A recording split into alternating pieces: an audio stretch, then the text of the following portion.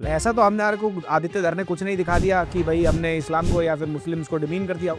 ऐसा तो कुछ भी नहीं है उसके अंदर। कौन सा प्रोपोगेंडा उसमें दिख रहा है, कौन सी हेट उसमें पेल्ट हो रही है। साउथ वाले कल्चर बहुत बढ़िया दिखाते हैं। सारी फिल्में ऐसी नहीं होती। आप तेलुगु सिनेमा की मैक्सिमम पिक्चरें देख लो, इनको बस ना भी देखनी है। पुष्पा जैसी फिल्म, चंदन चोरी कर रहा है वो देश से, हीरो बना रखा है उसको। सत्यजीत रे साहब ने 50 साल पहले बोला था हमारी ऑडियंस बहुत बैकवर्ड है। बॉर्डर 2, गदर 2 जैसी फिल्में हिट हो रही हैं जहाँ कंटेंट का, डायरेक्शन का, सब्सटैंशियलिटी का कोई मतलब ही नहीं है। तो सनी देओल के जो ये फैन पैदा हो गए हैं ना, ये इससे पहले थे नहीं। इनकी चुप आई थी, कोई नहीं देखने गया। लोग कहते हैं ट्विटर बहुत गंदा है, Reddit is the worst, literally horse shit. And Bollywood के लोग वहाँ पे अपने बर्नर अकाउंट से हैं। सोनू सूद का था, हमने उनकी वीडियो बनाई। अलेजेड जो भी कोर्ट केसेस हैं उनके ऊपर जो फाइल हुए हैं, हमें पता था कुछ ना कुछ बैकलैश आएगा, लेकिन विद इन 10 आवर्स आ जाएगा, ये नहीं था। टॉप 90s एक्ट्रेस जिन्होंने मेरे को फ़ोन करके बोला था, मैंने उनकी बेटी के बारे में बात करी थी सर्जरीज वाली वीडियो में कि हमारे लॉ ऑफिस दुबई में है, हम आपको सू कर देंगे। तो 15 साल में ये सर्जरी कराने चले जाते हैं, कहते हैं ये बाहर पढ़ने गए हैं। बाहर ये पढ़ने वढ़ने कोई नहीं जाता है। अब ये इनकी 15 साल और 18 साल में शक्ल ऐसे बदल जाती है जैसे पता नहीं इनको अजीब ही प्यूबर्टी आ गई हो। हम तो कभी गए नहीं प्यूबर्टी से। I still find Ananya not that bad. Acting में शी कैन इम्प्रोवाइज, बट इन सब की ना एक ही प्रॉब्लम है यार, पता है क्या है?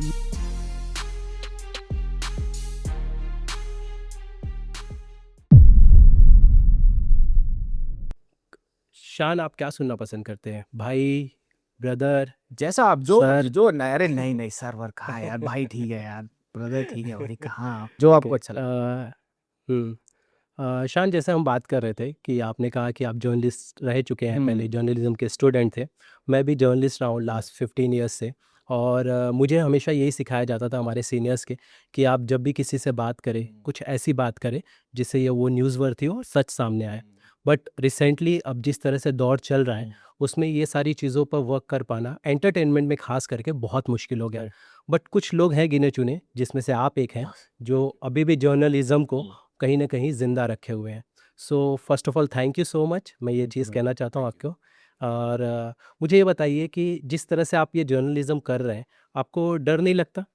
सर वही जैसे अभी हम बात कर रहे थे, डर तब लगता है जब मैं हम्म, कुछ झूठ बोल रहा हूँ या तो कुछ मैं अपनी तरफ से फैब्रिकेट करके किसी के बारे में बोल रहा हूँ, राइट।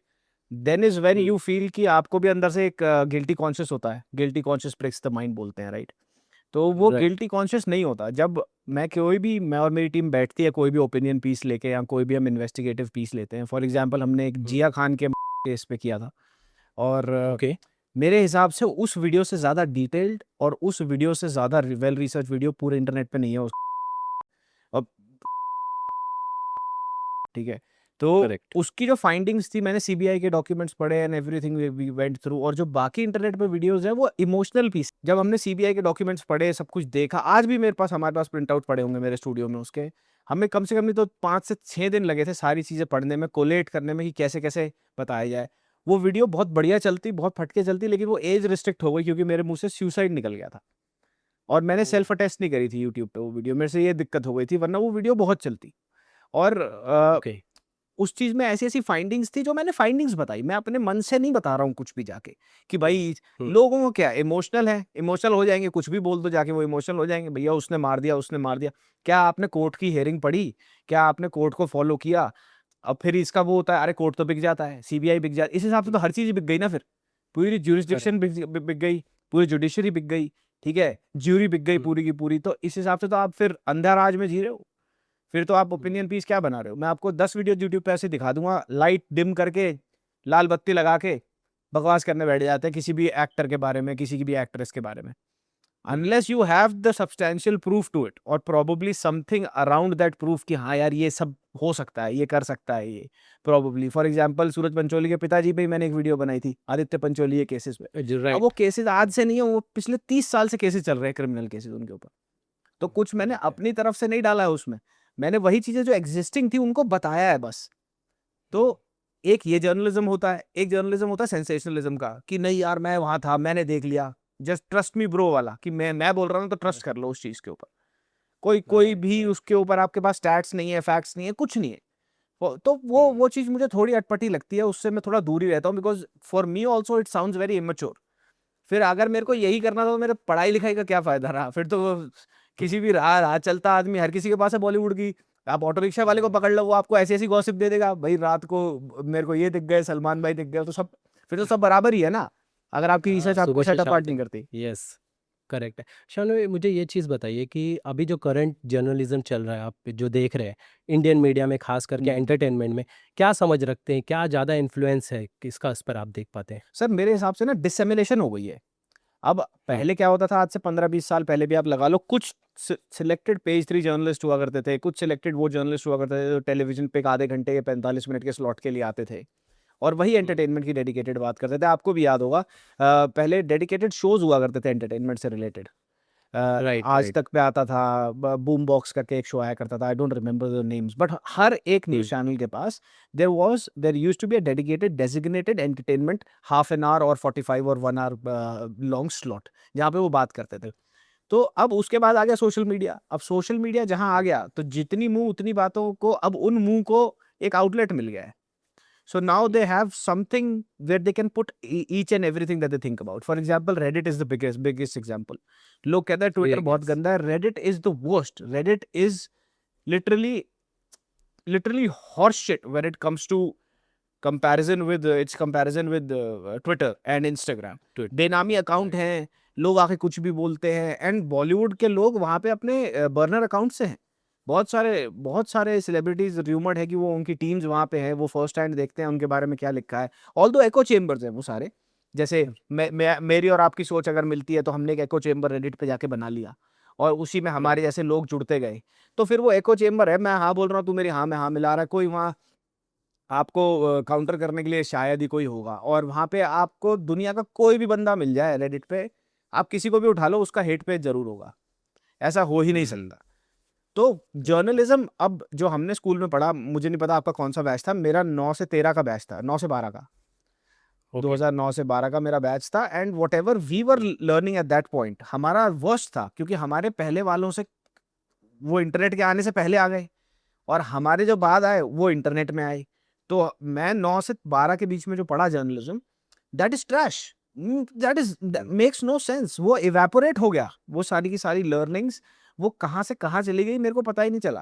कौन से जर्नलिज्म के एथिक्स ये सब बिक जाते हैं। हम जब जर्नलिज्म कर रहे थे तो उस समय पे इंटरनेट इतना ज़्यादा एक्टिव नहीं था, यूज़ नहीं करते थे, क्योंकि बेसिक फ़ोन्स होते थे सारी चीज़ें। मैं एग्जैक्टली 2007-8 राइट की में, तो उस समय जो हमारे सीनियर्स कहते थे, या हम जो अखबारों में पढ़ के जो मेमोराइज़ करते थे, जो आर्टिकल्स आते थे उसके बेस पे चलते थे। पहले हम एक न्यूज़ अगर हम कोई सुनते थे तो हम उसको क्रॉस वेरीफाई ज़रूर करते थे, राइट बट वो कल्चर अब मुझे दिखता नहीं है। नहीं नहीं वन साइडेड न्यूज़ आई, लोग डाल देते हैं। राइट राइट, तो इस तरह से अब देखा जाए तो वो, और एंटरटेनमेंट स्पेशली, शान, मुझे लगता है कि जिस तरह से मीडिया, जिस तरह से पीआर मशीनरी एक्टिव हो चुकी है, किसी सेलिब्रिटीज़ को लेके उनका मैनेजर है, वो उस तरह से आप चीज़ें नहीं कर सकते पहले के जैसे। आप चीज़ें बता देते थे, आप सारी चीज़ें रिपोर्टिंग कर लेते थे, अब वो बहुत मुश्किल हो गया है।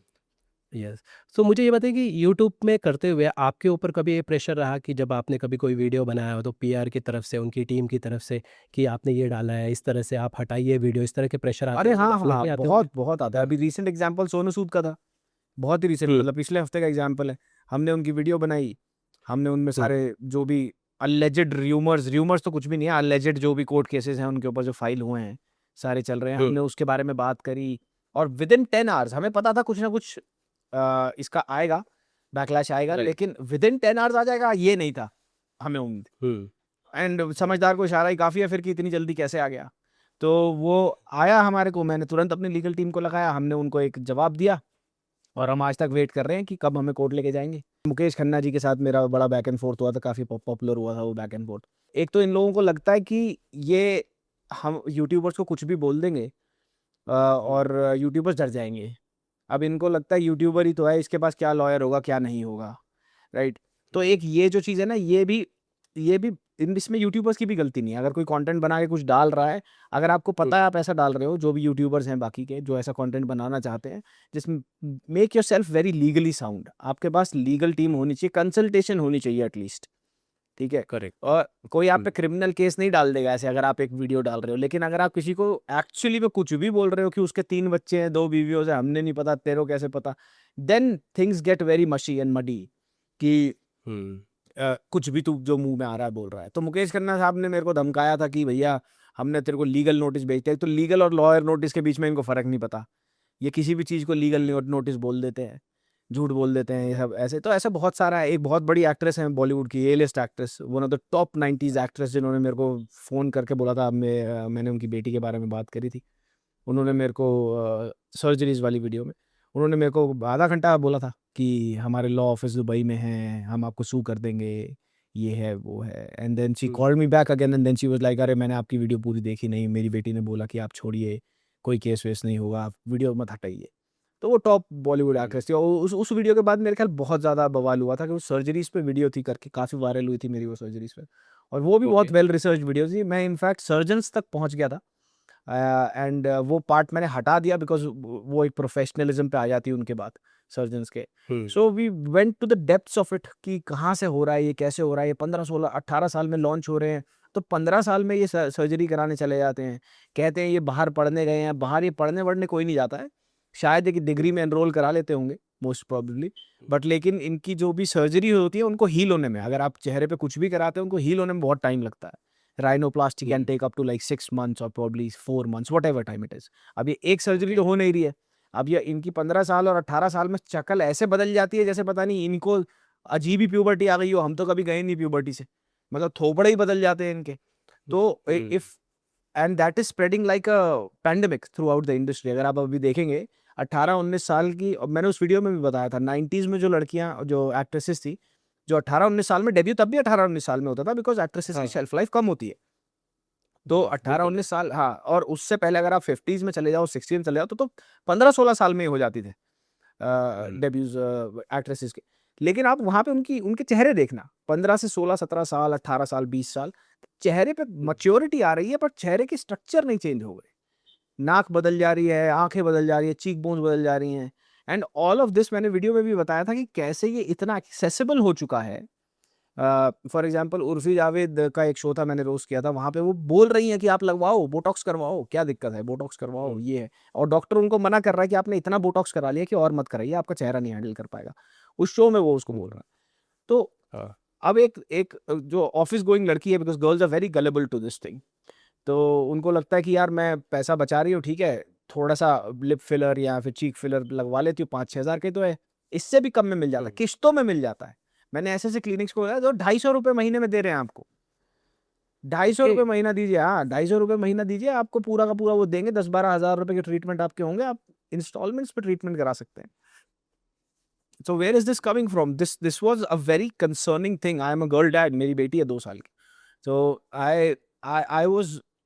I was very taken aback कि हाँ यार ये गलत है। जैसे जैसे लड़कों में स्टेरॉइड यूजेज बहुत ज़्यादा आजकल कॉमन हो गया है। मैं नेचुरल बॉडी बिल्डिंग में उतने साल से, राइट? तो I see these cycles going through, तो मेरे को लगा मेरे को इसके बारे में बात करनी चाहिए।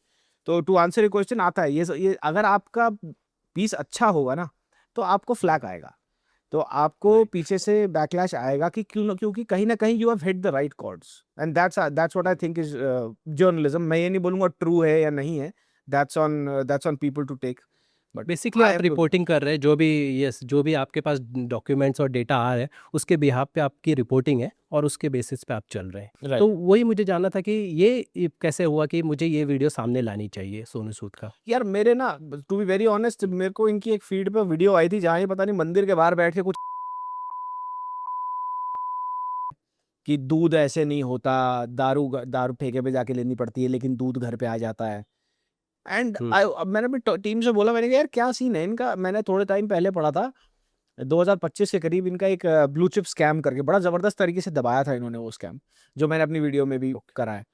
तो मैंने कहा यार इस पे कुछ तो चल रहा होगा, क्या हुआ इसका। तो मैंने अपनी टीम को रिसर्च पे लगाया, मैं खुद बैठा, तो मैंने देखा भैया ये तो बहुत डीपली इन्वॉल्व है। इन्होंने अपना पलड़ा झाड़ा हुआ मीडिया में ये बोल के कि मैं तो सिर्फ प्रमोटर था, लेकिन आर्टिकल्स जो मैंने साइट करे वो आर्टिकल्स में तो ये दिखाया हुआ कि भैया जो कंपनी पैसा घुमा रही थी सिंगापुर दुबई के थ्रू, ये उसके साथ बहुत क्लोजली लिंक्ड है और खाली प्रमोटर का रिलेशन ही नहीं था। तो the more I read the more things kept coming out, 2019 में कोबरा से कोबरा पोस्ट का स्टिंग ऑपरेशन हुआ, 2022 में मोगा में इनकी बहन है जो वो इलेक्शन लड़ रही थी कांग्रेस की तरफ से, तो वहां पोल पे पोलिंग बूथ पे पहुंच गए गाड़ी लेके, पुलिस ने गाड़ी इंपाउंड कर ली।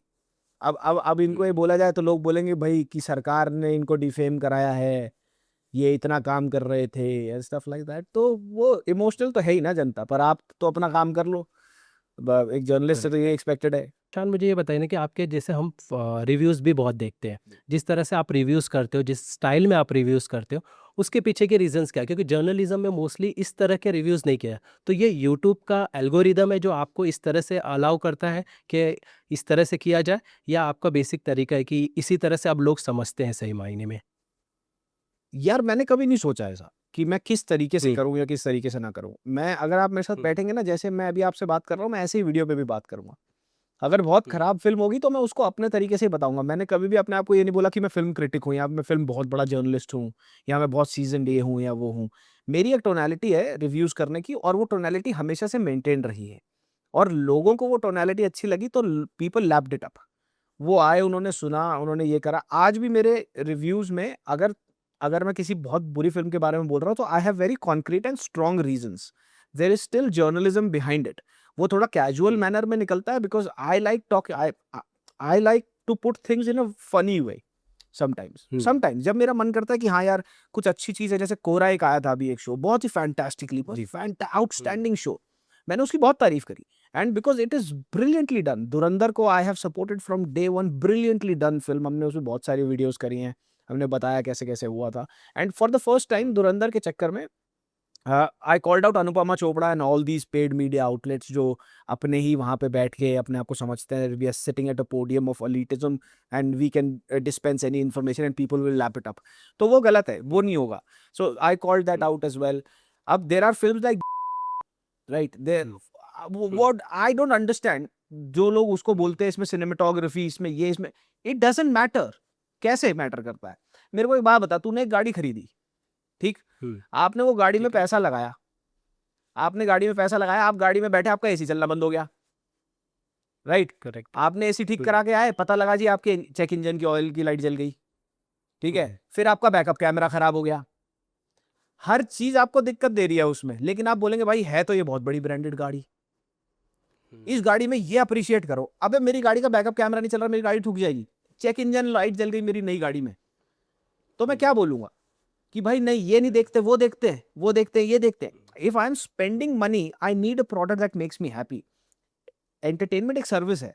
अगर आप मेरी फिल्म देखने आ रहे हो ना, तो being an actor, producer, director, मेरा ये आपसे to the audience, towards the audience फर्ज बनता है कि मैं आपको एक अच्छा जेन्युइन प्रोडक्ट दूं। अब बॉर्डर आई थी फॉर एग्जांपल, बॉर्डर में मैं इकलौता एक ऐसा रिव्यूअर था, मैं बहुत बारी इकलौता एक ऐसा रिव्यूअर होता हूं जो एक स्टैंड लेता है।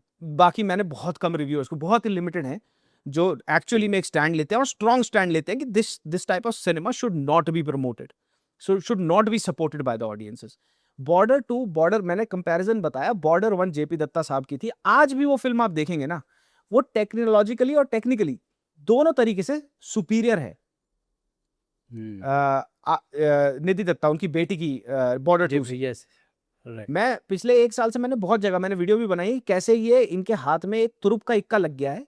ये पुराने जो एक्टर्स हैं आपके, और ये पुराने जो 60-60 65-65 साल पुराने प्रोड्यूसर्स हैं जिनके पास पिछले 20 साल से कुछ मीठी काम नहीं था, जैसे अनिल शर्मा जी हो गए आपके, जिन्होंने गदर 2 बनाई थी, जी। वो उस चप्पल छाप फिल्म से ये ट्रेंड शुरू हुआ। सो सनी देओल के जो ये फैन पैदा हो गए हैं ना, ये इससे पहले थे नहीं, इनकी चुप आई थी, कोई नहीं देखने गया। 15 साल से बैक टू बैक फ्लॉप दे रहे थे सनी बाजी।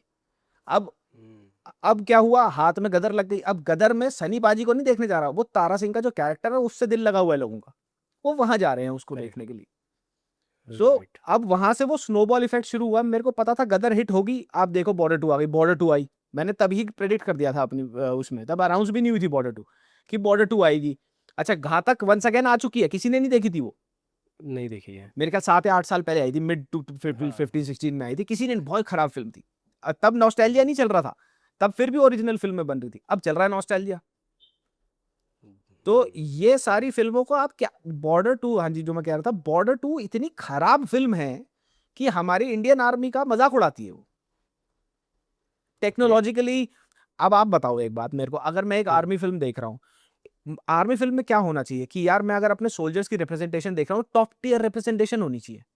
इन्होंने बेवकूफ बिल्कुल। दिखा दिया यार, अपनी बिछाई हुई लैंड माइन में चले जा रहे हैं, मिशन का कोई अता पता नहीं है, सनी पाजी एक बम से टैंक उड़ा दे रहे हैं पूरा का पूरा, फिजिक्स की ऐसी तैसी। You are talking about the elitist the people who protect us, right? अगर आप ईशान, हाँ एक चीज़ है मैं ऐड करना हाँ चाहता हाँ हूँ कि जो इंडियन फैंस हैं वो कई बार ऐसा होता है कि वो अपने स्टार्स के साथ या चीज़ों के साथ बहुत जुड़े हुए थे, हम्म। तो मेरे ख्याल से ये सारी चीज़ें वो मिस आउट कर देते हैं, इतनी नज़रअंदाज करते हुए आगे यार बढ़ते देखिए, अगर ऐसे हम नजरअंदाज हम्म। करेंगे तो सिनेमा जहां फिर रोते हैं ना कि हमें खराब फिल्में मिलती हैं, वो खराब ही मिलेंगी। हैं। चाहे चाहे तो Yes. धुरंधर में आदित्य धर भी ये कर सकते थे, नजरअंदाज कर देते, स्पाई की टेक्निकलिटीज Yes. नहीं दिखाते, तो फिर प्रोग्रेशन कहाँ हुई? ये जो लोग कहते रहते हैं सिंगल स्क्रीन, अबे सिंगल स्क्रीन 70s की टेक्नोलॉजी है। सिंगल स्क्रीन अगर तुम्हारे देश में बहुत ज्यादा पॉपुलर है तो तुम्हारा देश प्रोग्रेसिव नहीं है, आगे नहीं बढ़ रहा है। टीयर 2 टीयर 3 सिटीज में मल्टीप्लेक्सेस नहीं पहुंचे हैं, मल्टी स्क्रीन नहीं पहुंची हैं। ये कोई सेलिब्रेट करने वाली चीज नहीं है। अ lot of people celebrate single screen. Single screen आज भी दुनिया में आप कहीं भी चले जाओगे ना, एक विंटेज धरोहर की तरह, हेरिटेज साइट की तरह रखा जाता है, राइट। राइट? आप खुद सोचो, प्रोग्रेशन हो रही है। अब प्रोग्रेशन में क्या है, अब आप सिंगल स्क्रीन में कितने लोग जाते हैं? मेरे को याद है मैंने लास्ट फिल्म हीरो देखी थी सनी पाजी की, सिंगल स्क्रीन, पता नहीं कब आई थी वो। नहीं, मैंने वो भी नहीं देखी थी। हीरो हीरो सनी पाजी की मैंने उसमें देखी थी, पीवीआर पे, जब नए नए आए थे पीवीआर वगैरह, मल्टी स्क्रीन वगैरह। तो देयर आर सर्टेन थिंग्स जो आपको डिफाइन करती है मेट्रिक कि आपका सिनेमा आगे बढ़ रहा है। अब पहले आपके पास सिंगल स्क्रीन हुआ करती थी, अब आप एक थिएटर में जाते हैं, वहां 6 स्क्रीनें हैं, आपके पास 4 फिल्में, 6 फिल्में देखने का ऑप्शन है। दिस शोज कि as an entertainment consuming country, consuming audiences, आपके पास और चॉइसेस आ गई है, आपकी परचेज पावर बढ़ गई है, आपके पास जो डिस्पोजल पे एंटरटेनमेंट कंज्यूम करने के लिए है वो बढ़ गया है। अब ये Getty Galaxy is probably a heritage site at this point, heritage cinema ये बोल लेते हैं उसको, कि हाँ भाई एक सिंगल स्क्रीन है, वो उसकी एक लोगों के दिलों में जगह है, ठीक है। बट सिंगल स्क्रीन को डिफाइन करना कि तुम्हारा स्टारडम वो दिखाया था, दैट्स एब्सोल्युटली बुलशिट। और राइट। और एक बात बताइए, आप जेपी दत्ता की बॉर्डर 2 देखिए, उसमें आपको ऑनेस्ट एफर्ट दिखेगा। आर्टिलरी से लेके शॉट असली लिए गए हैं, एयर बेसिस के शॉट असली हैं। डेजर्ट में जब वो लड़के आ रहे हैं, शॉट्स में काले हो रखे हैं, खून निकल रहा है मुंह से, मतलब लग रहा है कि वो धूल मिट्टी में शूट किया है उन्होंने। इसको पता बेचा कैसे गया, ये हर किसी के दिमाग में क्या था। एक बड़ी सॉलिड चीज बताता हूँ, थर्सडे को रिलीज हुई, लॉन्ग वीकेंड लगा था मेरे को याद, 26 जनवरी वाले वीकेंड था शायद, हाँ 26 जनवरी वाले, Thursday Friday Saturday Sunday Monday भी छुट्टी थी भाई। वो छुट्टियों के चक्कर में इतनी पीआर चलाई, जैसे ट्यूसडे लगा पीआर खत्म, कोटा खत्म, रीलें आनी बंद हो गई। उसके इनको अच्छी तरह पता था। मैंने एक वीडियो करी थी, प्रोड्यूसर्स कैसे ब्लैक मनी को वाइट करते हैं, तो उसमें मैंने पूरा मैकेनिज्म समझाया था कि कैसे एक प्रोड्यूसर बहुत हार्डली कभी लॉस बनाता है, बहुत हार्डली बनाता है लेकिन बहुत कम, और ये इन्फ्लेट करते हैं। फॉर एग्जाम्पल मैंने आपसे लिए भाई, मेरे को 4 स्पॉट दादा चाहिए, 4 स्पॉट दादा का बिल इतना इतना आएगा, आपने इन्फ्लेट करके मेरे को नंबर बना के दे देना, मैं कैश दे दूंगा आपको, ठीक है? तो मेरे पास आ गए ज्यादा बिल। ये छोटा सा एग्जांपल है, बड़ी बड़ी चीजें होती हैं, इससे पूरी की पूरी होती है। जैसे फॉर एग्जांपल 500 लोगों का सेट लगा, तो 500 लोगों का एक महीने का खाना चाहिए या 20 दिन का खाना चाहिए, तो लाखों में बिल आ रही है। तो ऐसी छोटी छोटी चीजें इन्फ्लेट करके आपको बताया जाता है 150 करोड़ की पिक्चर बना दी, 200 करोड़ की पिक्चर, 200 करोड़ की पिक्चर देखने में तो लगे 200 करोड़ की। 200 करोड़ की, राइट। अब धुरंधर आई है, 2 पार्ट 300 करोड़ में निपटा दिया, 280 से 300 करोड़ के बीच, और देख के लगता है आपको, देख के लगता है वो आपको, यस, करेक्ट है। आपको प्रैक्टिकल, हाँ प्रैक्टिकल इफेक्ट्स आपको देखने को मिलते हैं उसमें। आपको देखने को मिल रहा है कि भैया यार देख, ऐसे एक्शन कोरियोग्राफ किया गया होगा, ऐसे हमारा स्पाई काम करता है, ये है बंदा भाई, ऐसे हमारी रॉ इंटेलिजेंस ट्रेन करती है, ऐसे मिशंस होते होंगे। So there has been money put where the money has to be put, समझ रहे हो? नहीं तो इससे पहले जो हम स्पाइस मूवीज देखते थे उसके तो रियलिटी वो पता ही है वो सभी तो को। वो चांदनी बार है भाई। अब अगर आप कहो कि भाई सलमान भाई के स्टार्टअप पे तो सिकंदर भी चल जानी चाहिए थी, ये ऑडियंस जो कहती है ना हमारा दिल लगा हुआ है हमारे स्टार से, हमारा नॉस्टैल्जिया, ये audience single handedly Indian cinema को आगे बढ़ने से पीछे खींच रही है इस टाइम। 90s में एक्टर सोच भी नहीं सकते थे कि पीआर मैन्युफैक्चर हो सकती है, वर्ड ऑफ माउथ मैन्युफैक्चर हो सकता है। आज एक हफ्ते में मैन्युफैक्चर हो जाएगा। आप अगर आप जाओगे ना किसी के पास, तो आप उसको बोलोगे यार 10 लाख रुपए दे रहा हूं मैं तेरे को, मेरे को 10 दिन के बाद मेरी पिक्चर आ गई, मेरी पीआर करा दे। वो आपको पूरा का पूरा सिस्टम बता देगा। मंदिर जाना है, मस्जिद जाना है, ठीक है, गुरुद्वारे चलेंगे, जो रिलीजन का है वहां से हो गया, उसके बाद कुत्तों को खाना खिलाएंगे, भिखारी पकड़ेंगे 4-5 सिग्नल पे, उनको देंगे 500-500 रुपए, फिर आपको डाउन टू अर्थ बताया जाएगा, आपकी मम्मी को आप हाथ पकड़ के गाड़ी में बिठाएंगे, जो बेसिक ह्यूमन चीज है भाई, ठीक है। राइट। तो कि वृद्धाश्रम चले जाएंगे, अनाथालय चले जाएंगे, ये सारा का सारा एक पैकेज आता है पूरा। और हर चीज जो आप ये अच्छी चीज कर रहे हैं ना, आपकी वीडियो बनेगी बकायदा, 5 पेजेस पे वो चलेगी बकायदा, बताया जाएगा। तो PR and word of mouth can be manufactured. तो मैं आपको ये बता रहा था कि अब ये गदर 2 हिट होने के बाद से ये जितने भी अधेड़ उम्र के हमारे ये स्टार्स है ना, जिनको अब शिफ्ट हो जाना चाहिए था एज अप्रोप्रिएट रोल्स में, इनको एक और मौका मिल गया हीरो बनने का। अब वो क्यों नहीं हीरो बनेगा, मुझे बताए कोई? हाँ, बिल्कुल, हर कोई चाहेगा। हर कोई चाहेगा। बिल्कुल। Who would not want to keep his glory days alive? अगर आप पहले पीछे चले जाओ, सबसे बड़ा एग्जाम्पल जो डिजास्टरस एग्जाम्पल था वो देव साहब थे। देवानंद साहब ने हीरो अपने अंदर से कभी निकाला ही नहीं। वो 70-75 साल की उम्र तक 20-20 25 साल की लड़कियों के अगेंस्ट हीरो बन के आते थे। परेशान हो गई थी इंडस्ट्री उनसे। कोई पॉडकास्ट में मैंने सुना था, Jackie Shroff somebody was saying this कि हम एक ही स्टूडियो सेटअप में शूट कर रहे होते थे, तो अगर हमारे को वो टकर जाते थे दूसरे सेट पे, और तो हम इधर उधर मुंह छुपा के भागते थे, क्योंकि देव साहब हमें कहते थे कि आके खड़े हो जाना सेट पे। अब देव साहब कह रहे हैं तो नहीं जा सकते। एंड एंड देव साहब जैसा कोई एक्टर हुआ भी नहीं यार। फैंटास्टिक ऑरा, द करिश्मा। बिल्कुल, बस बिल्कुल। मतलब उस टाइम आप सोच भी नहीं सकते आजादी के बाद इतना इतना सुंदर दिखने वाला एक आदमी, और उसका अपना स्टाइल, अपना कैरी करने का तरीका, हर चीज का। बट व्हाट हैपेंड, वो हीरो कभी भूल ही नहीं पाया अपने अंदर से। राइट। देव साहब का लकीली मुझे मौका मिला था उनके ग्रुप इंटरव्यू अरे वाह! में शामिल होने का। अच्छा। तो वो मैंने देखा था जिस तरह से वो बात कर रहे थे, सारी चीज़ें, तो वो समझ में आ रहा था कि वो जो आपने जो बात कही, मैं उससे कनेक्ट कर गया कि वो जो हीरो वाली जो इमेज है, सचमुच वो उससे उससे जुड़े रहे काफ़ी लंबे टाइम तक। हाँ, देखिए जिंदा दिल होना एक बहुत बड़ी बात है, बहुत अच्छी बात है। आप जितने जी। आपकी उम्र बढ़े, आप जिंदा दिल रहिए। लेकिन अगर आप 75 साल की उम्र में 25 साल का लड़का देख रहे हैं, अपनी ग्लोरी डेज देख रहे हैं, तो वो आप पे बैकफायर ही करेगा। और राजेश खन्ना साहब के साथ भी यही हुआ था। एवरी सिर्फ अमिताभ साहब एक ऐसे एक्टर हैं जिन्होंने सही टाइम पे स्विच कर लिया था। ऑलमोस्ट सही टाइम पे स्विच कर लिया था कि वो मेरे को हीरो नहीं बनना है अब कि मैं साइड रोल्स में आने लग जाऊंगा, and then he moved in. Sanjay Dutt के साथ भी यही था। संजय दत्त साहब ने भी यही किया। वो he shifted into parallel roles कि भैया वो एंटागनिस्ट बन के आ गए, विलन चले गए, कहीं पर बड़ा भाई बन गए, ये सब करने लग गए थे वो। तो और लोगों ने एप्रिशिएट भी किया और फिर ऑडियंस एक्सेप्ट भी कर लेती है। और रोमियो आई थी अभी शाहिद कपूर की। हाँ। शाहिद, आप देखिए आपने वो फिल्म? जी, जी, जी। अब वो क्या था, मेरे को तो अभी तक समझ नहीं आया। मैंने सर पकड़ लिया 40-45 मिनट के बाद, और बेचारा शाहिद हमेशा बलि बन जाता, बलि का बकरा बन जाता इन चक्करों में। अब साजिद नाडियाडवाला साहब को ऑब्सेशन हो गई है एनिमल के आने के बाद से कि मेरे को एनिमल जैसी फिल्म बनानी है। आप बागी देख लो, बागी 4 क्या फिल्म थी, क्या फिल्म थी वो। टाइगर श्रॉफ बन गए हैं एग्जैक्टली।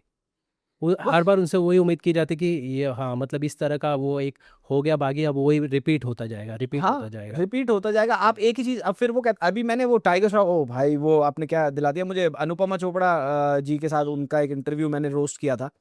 उनके इंटरव्यू में कोई व्यूज नहीं थे, मैंने वो किया रोस्ट, तो उनको थोड़े व्यू मिले, और लोगों ने वहां जाके उनको कॉल आउट किया। भाई उनको बिठा के बता रहे हैं कि तुम एल स्टार हो, तुम एक एथलीट स्टार हो। अरे भाई वो एथलीट ही है, वो स्टार नहीं है। तुम्हें ये बात क्यों नहीं समझ आ रही? और फिर यही वाली बात आ जाती है कि नेपो किड जो राजकुमार राव ने एक बार बोली थी सोनम कपूर के साथ इंटरव्यू में, कि आप 25 फिल्में भी फ्लॉप में दे दो, आपको 26वीं फिल्म मिल जाएगी। एक बेचारा आउटसाइडर आएगा, वो 10 साल से अपनी बॉडी बना रहा है, मेहनत कर रहा है, उसको पहले तो इतनी मुश्किल से रोल मिला, ठीक है, अब उसने 2 फिल्में फ्लॉप दे दी, तीसरे में दिखेगा भी नहीं वो। रेडी लगानी पड़ जाएगी उसको घर जाके सब्जी, ये हो जाएगा, गाँव वापस जाना पड़ेगा। तो भाई ये एक the whole system of how things are operating right now is very money driven. It's less Right. creatively driven, but more money driven and influence driven. शान में मैंने ना नवाजुद्दीन के साथ इंटरव्यू किया था, तो उन्होंने मुझे एक चीज़ कही थी कि यार हमें ना बहुत लंबे समय से ऐसा सिनेमा दिखाया गया है, मतलब उस लेवल का कि हमारी ऑडियंस मैच्योर ही ना हो। इसके लिए जब भी कोई अच्छा सिनेमा आता है तो वो उनको बोरिंग लगता है, बकवास लगता है, वो उसके साथ कनेक्ट नहीं कर पाते, क्योंकि एक लंबा टाइम लिया है ये मेकर्स ने हमारे अंदर वो चीज़ें डाल दी है, और इसीलिए हमें उस तरह की फिल्में पसंद आती है, और जब भी कंटेंट ड्रिवन फिल्म हो लोग उसको नज़रअंदाज कर देते हैं। ये एब्सोल्युटली सही है, तो बिल्कुल सही बात है। हुँ। ये तो सत्यजीत रे साहब ने 50 साल पहले बोला था, हमारी ऑडियंस बहुत बैकवर्ड है कलेक्टिवली। ये सत्यजीत रे साहब ने बहुत पहले बात बोल दी थी। आज भी उनकी वीडियो अगर आप जाके देखेंगे पूरा इंटरव्यू, आप यू विल बी एस्टाउंडेड कि हाउ दिस मैन न्यू कि भाई ये होगा आगे जाके 25 साल बाद सिनेमा में। बॉर्डर 2, गदर 2 जैसी फिल्में हिट हो रही हैं, जहाँ कंटेंट का, डायरेक्शन का, सब्सटैंशियलिटी का कोई मतलब ही नहीं है। एंड ऐसी ग्रैंड मस्ती जैसी फिल्में बन रही हैं, ठीक है, जो अच्छी कॉमेडीज भी नहीं है। हम लोगों ने अच्छी कॉमेडीज देखी हैं, आवारा पागल दीवाना, दीवाने हुए पागल, भागम भाग, वो अच्छी कॉमेडीज हमने एक दौर देखा उनका। अब इनके पास कुछ बचा ही नहीं, तो ये उनके सेकंड पार्ट, सीक्वल्स, रीमेक्स ये करे जा रहे हैं। क्या तुम्हारे पास अच्छे एक्टर नहीं है? क्या तुम्हारे पास अच्छे राइटर्स नहीं है, डायरेक्टर्स नहीं है? नीरज वोरा साहब आखिरी ऐसे राइटर थे जो सारी की सारी ये फिल्में लिख रहे थे, आज वो नहीं है। तो उनकी जगह कौन? फरहाद सामजी। फरहाद सामजी की फिल्में मेरे को तो आज तक समझ नहीं आया। दूसरा मिलन मिलाद जावेरी, पता नहीं क्या फिल्में बनाता है वो। तो ये है भी, ऊपर से ये साउथ की पेनिट्रेशन हो गई है, चप्पल छाप मसाला फिल्में जो आ जाती है, पुष्पा जैसी फिल्में। चंदन चोरी कर रहा है वो देश से, हीरो बना रखा है उसको, देश को पागल बना रहा है वो। चंदन चोरी की सबसे बड़ी डील से पहले पूजा करते हुए दिखाया हुआ है, उसको टीका लगा रहा है वो, हवन कुंड के सामने बैठा है और देश से चोरी करने जा रहा है। इसको ये देख के तो ये पागल हो गए कि भाई क्या है ये। उसमें गाने में डांस कर रहा है वो, किसी किसी का हाथ घाघरे के नीचे से हाथ डाल रहा है वो। तो ये क्या है? इसको क्या बोलोगे आप? और ये साउथ में होता है तो इनको लगता है कि कल्चर दिखा दिया। एक तो पता नहीं कहां से उनको कल्चर का वो बता दिया कि साउथ वाले कल्चर बहुत बढ़िया दिखाते हैं। सारी फिल्में ऐसी नहीं होती। Kantara is a fantastic film. Malayalam cinema is one Malayalam cinema is one of the best cinemas right now that we have. आप तेलुगु सिनेमा की मैक्सिमम पिक्चरें देख लो, इनको बस नाभि देखनी है, गीली नाभि दिखा दी जाए तो ये पागल हो जाते हैं। तो ये अब ये बचा था, बॉलीवुड पहले कुछ नहीं बना रहा था ढंग का, अब ये बचा था, ये आ गए बीच में। तो ये जब आए, अब पुष्पा की सबसे ज्यादा प्रमोशन बिहार में हुई है। राइट। अब वो भोजपुरी ही तो फिल्म है। वो भोजपुरी फिल्म है, बस हाई बजट है उसका, और क्या है। वो भोजपुरी फिल्म है। भोजपुरी भी इंस्पायर इन सारी चीज़ों से। हाँ, देखो अब आप खुद समझिए कि जो रीजनल सिनेमा है वो रीजनल लोगों के लिए होता है। बिहार की फिल्म, बिहार में जो भोजपुरी सिनेमा में जो फिल्में हैं वो सेक्सुअली एक्सप्लिसिट होती हैं। पुष्पा को सबसे ज्यादा प्रमोट बिहार में ही क्यों करा गया? Because people there resonated with that film a lot. Metropolitan cities में इतना क्यों नहीं करा गया? हाँ शन, जिस तरह से लास्ट हम 4-5 ईयर से देख रहे हैं साउथ इंडस्ट्री को, जिस तरह से प्रेजेंट किया गया है, जिस तरह से पूरा कि बॉलीवुड अब और इनके बीच में कंपटीशन करा दिया गया, साउथ ज़्यादा वर्क करता है, ज़्यादा रूटेड है, इस तरह की एक इमेज बनाई गई। और उस तरह के उसके बाद से हम देखते हैं कि अब ये पैन इंडिया सिनेमा हो गया है। हाँ, तो इस तरह से ये सारी चीज़ें कर रहे हैं कि इस तरह से, बट रियलिटी सच में अगर देखा जाए तो क्या सचमुच वो उस तरह के सिनेमा दिखा पा रहे हैं? नहीं, मैं हमेशा से एक बात बोलता आया हूँ कि साउथ प्लीज। सिनेमा ने आज तक कोई प्रोग्रेशन नहीं करी है किसी चीज में। प्रोबेबली थोड़ा बहुत तमिल जो अच्छी फिल्में हैं थोड़ी बहुत, और थोड़ा बहुत आपका मलयालम सिनेमा। इनके अलावा आप अगर देखेंगे, इनके पास बस बजट बड़े आ गए हैं, कर ये वही रहे हैं जो ये 50 साल पहले कर रहे थे। आज भी हीरो आएगा, हीरो के आने से पहले 4 बातें उसके आसपास करी जाएंगी कि आ रहे हैं, वो आ रहा है, इसने तो इतनों का भला कर दिया, उतनों का भला कर दिया। फिर वो बोलेगा नहीं मेरे बारे में मत बताओ। ठीक है, आप आज से 25 साल पहले फिल्म निकाल के देख लो जो सेटमैक्स में चलती थी, उसमें भी यही है जो बेसिक ट्रोप है। फॉर एग्जाम्पल जो थलापति साहब है, विजय थलापति, वो गरीबों के मसीहा हैं, राइट। अब वो हर पिक्चर में गरीबों के ही मसीहा कहीं ना किसी एंगल से बन के आ जाएंगे कि भाई ये गरीब को बचा लिया, वो गरीब को बचा लिया। ये ट्रोप्स है जो चलते हैं, वो ट्रोप्स चला रहे हैं। ऐसे ही लड़की को, हमें औरतों का, आप मेरे को बता दो कौन सी साउथ इंडियन फिल्म में इतना जबरदस्त रोल हो गया मसाला फिल्मों में, जो उन फिल्मों की मैं बात कर रहा हूँ जो रिप्रेजेंट कर रही हैं उन स्टेट्स को India wide, pan India wide. क्या क्या कुछ भी रिप्रेजेंटेशन नहीं है उनकी। उनको या तो छेड़ने के लिए रखते हैं, या तो उनकी सुंडी नाभि दिखा देंगे, या तो क्लीवेज दिखा देंगे साड़ी में, दैट्स अबाउट इट। इससे ज्यादा कुछ नहीं है। पहले भी यही होता था। अब हो क्या गया है कि नॉर्थ की मार्केट में ज्यादा पेनिट्रेशन हो गई है तो कलेक्शन ज्यादा होने लगी। अब कलेक्शन ज्यादा हुई तो जो पैसा है वो कहाँ लगेगा? Better camera, better cinematography, better let's say marketing, PR हो जाती है कि भैया हम तो इतने रूटेड हैं, हम तो इतने वो हैं, ये हैं। सबसे ज्यादा हुलिगनिज्म है इनके फैंस में, सबसे ज्यादा तोड़फोड़ ये मचाते हैं। यहाँ नहीं, इंडिया में नहीं, अब्रॉड भी सबसे ज्यादा दूध चढ़ाने पहुंच जाएंगे। अच्छा। अरे यूएस वगैरह में हमारी कितनी बदनामी कराई है इनकी। बॉलीवुड के आपको बहुत कम मिलेंगे, वो मिलेंगे। मेरे को तो आज तक नहीं मिला भाई कोई भी जो बॉलीवुड में लेकिन मैंने यहाँ पे ये देखा है कि कोई साउथ इंडियन फिल्म थी, पता नहीं क्या पुष्पा ही थी, पता नहीं क्या था, वो थिएटर में गया था देखने, वो वहां पे वो मेरे सामने चढ़ा रहे थे दूध उसके ऊपर, और वो गंद मच रहा है वहां और कुछ नहीं है। और ये एक अभी मैंने वीडियो बनाई थी थिएटर के गवार करके, उसमें पवन कल्याण के कुछ फैंस थे, वो यूके में, उनको जलील करके निकाला है थिएटर वालों ने कि भाई तुम क्यों गंद मचा रहे हो यार, कौन साफ करेगा इसको। और वो आगे से बहस करके उसको ये बोल रहा है, पूरी वीडियो है, कि आपने बाहर वो लगाया है, बोर्ड लगाया है, नोटिस लगाया है कि आप ये नहीं कर सकते। अबे ये बेसिक सिविक सेंस है भाई। तू कहीं पिक्चर देखने आया है तो तू कपड़े उतार के नहीं नाच सकता स्क्रीन के आगे, या तो फिर तू कन्फेटी लगा के नहीं नाच सकता। और इनके आप पूरा देख लो, इनका स्टारडम डिफाइन ही ऐसे होता है कि किसके फैंस कितनी तोड़ाफोड़ी कर रहे हैं भाई, कहानी तोड़ाफोड़ी कर रहे हैं। राइट। सलमान, मेरे को याद है सलमान शाहरुख का मैं हुआ करता था ये काम, एक दो बार हुआ करते थे, लेकिन बॉलीवुड में अगर आप आज भी देखोगे तो आपको ऐसे तोड़ा धुरंधर देख के धुरंधर पूरी इंडिया ने देख, इंडियन हिस्ट्री में सबसे बड़ी फिल्म बनने वाली है वो। एक भी रील आई उसकी रोते हुए, भाई हम तो पागल हो गए, ये हो गया। जैसे आपको आजकल दिखती है रील थिएटर्स में से जो आते हैं कि सैयारा देखी तो कपड़े उतार के नाचने लगे, पागल हो गए, ये सब 500 500 250 रुपए में बिकने वाले लोग हैं, जिनको 250 रुपए दे दो आप, ये किसी पॉलिटिकल रैली में पूरा दिन नारे लगा देंगे और शाम को खाना खिला देना इनको। यही लोगों को 250 रुपए देके थिएटर में बिठा दिया जाता। ये सेम यही है। और अब आप साउथ की फिल्मों को देख लीजिए कि आप इनटू 100 टाइम्स कर लीजिए, जो पैन इंडिया फिल्में हैं, सारी नहीं, मैं दोबारा से कहूंगा, there are some fantastic films from down south, but right. ये हुलिगनिज्म, तोड़ फोड़ सबसे ज्यादा दिखेगा आपको इन्हीं में। शान भाई मुझे एक बात बताइए कि इस पूरे लास्ट अगर मैं 2 ईयर्स की बात करूँ 2024-25, ऐसी 5 फिल्में जो लोगों ने नज़रअंदाज कर दिया, एज अ क्रिटिक आपने देखा फिल्में अमेजिंग थी, सब कुछ अमेजिंग था, लोगों ने उसको नज़रअंदाज कर दिया। हिंदी एक सिनेमा की बात एक करें एक फिल्म थी गुलमोहर, वो बहुत बढ़िया फिल्म थी। हम्म, देखिए 24-25 नहीं, मैं आपको एक एक राउंड अबाउट दे देता हूँ फिगर, ये अच्छी फिल्में थी जो पिछले 3-4 साल में आई हैं। 24-25 का मेरे को ध्यान नहीं रहेगा कौन से ईयर में, लेकिन कुछ फिल्में नजरअंदाज हो गई, वो बहुत अच्छी फिल्में थी। एक तो गुलमोहर थी, एक जुगनुमा थी, बहुत अच्छी फिल्म थी। एक आपकी आई थी वेलकम होम करके एक फिल्म आई थी, 3-4 साल पहले आई थी वो, लेकिन बहुत फैंटास्टिक फिल्म थी वो साइकोलॉजिकल थ्रिलर। ऐसी फिल्म अभी तक मैंने नहीं देखी इंडियन सिनेमा में। ये हो गई, and there were a couple of more films that did not get their due.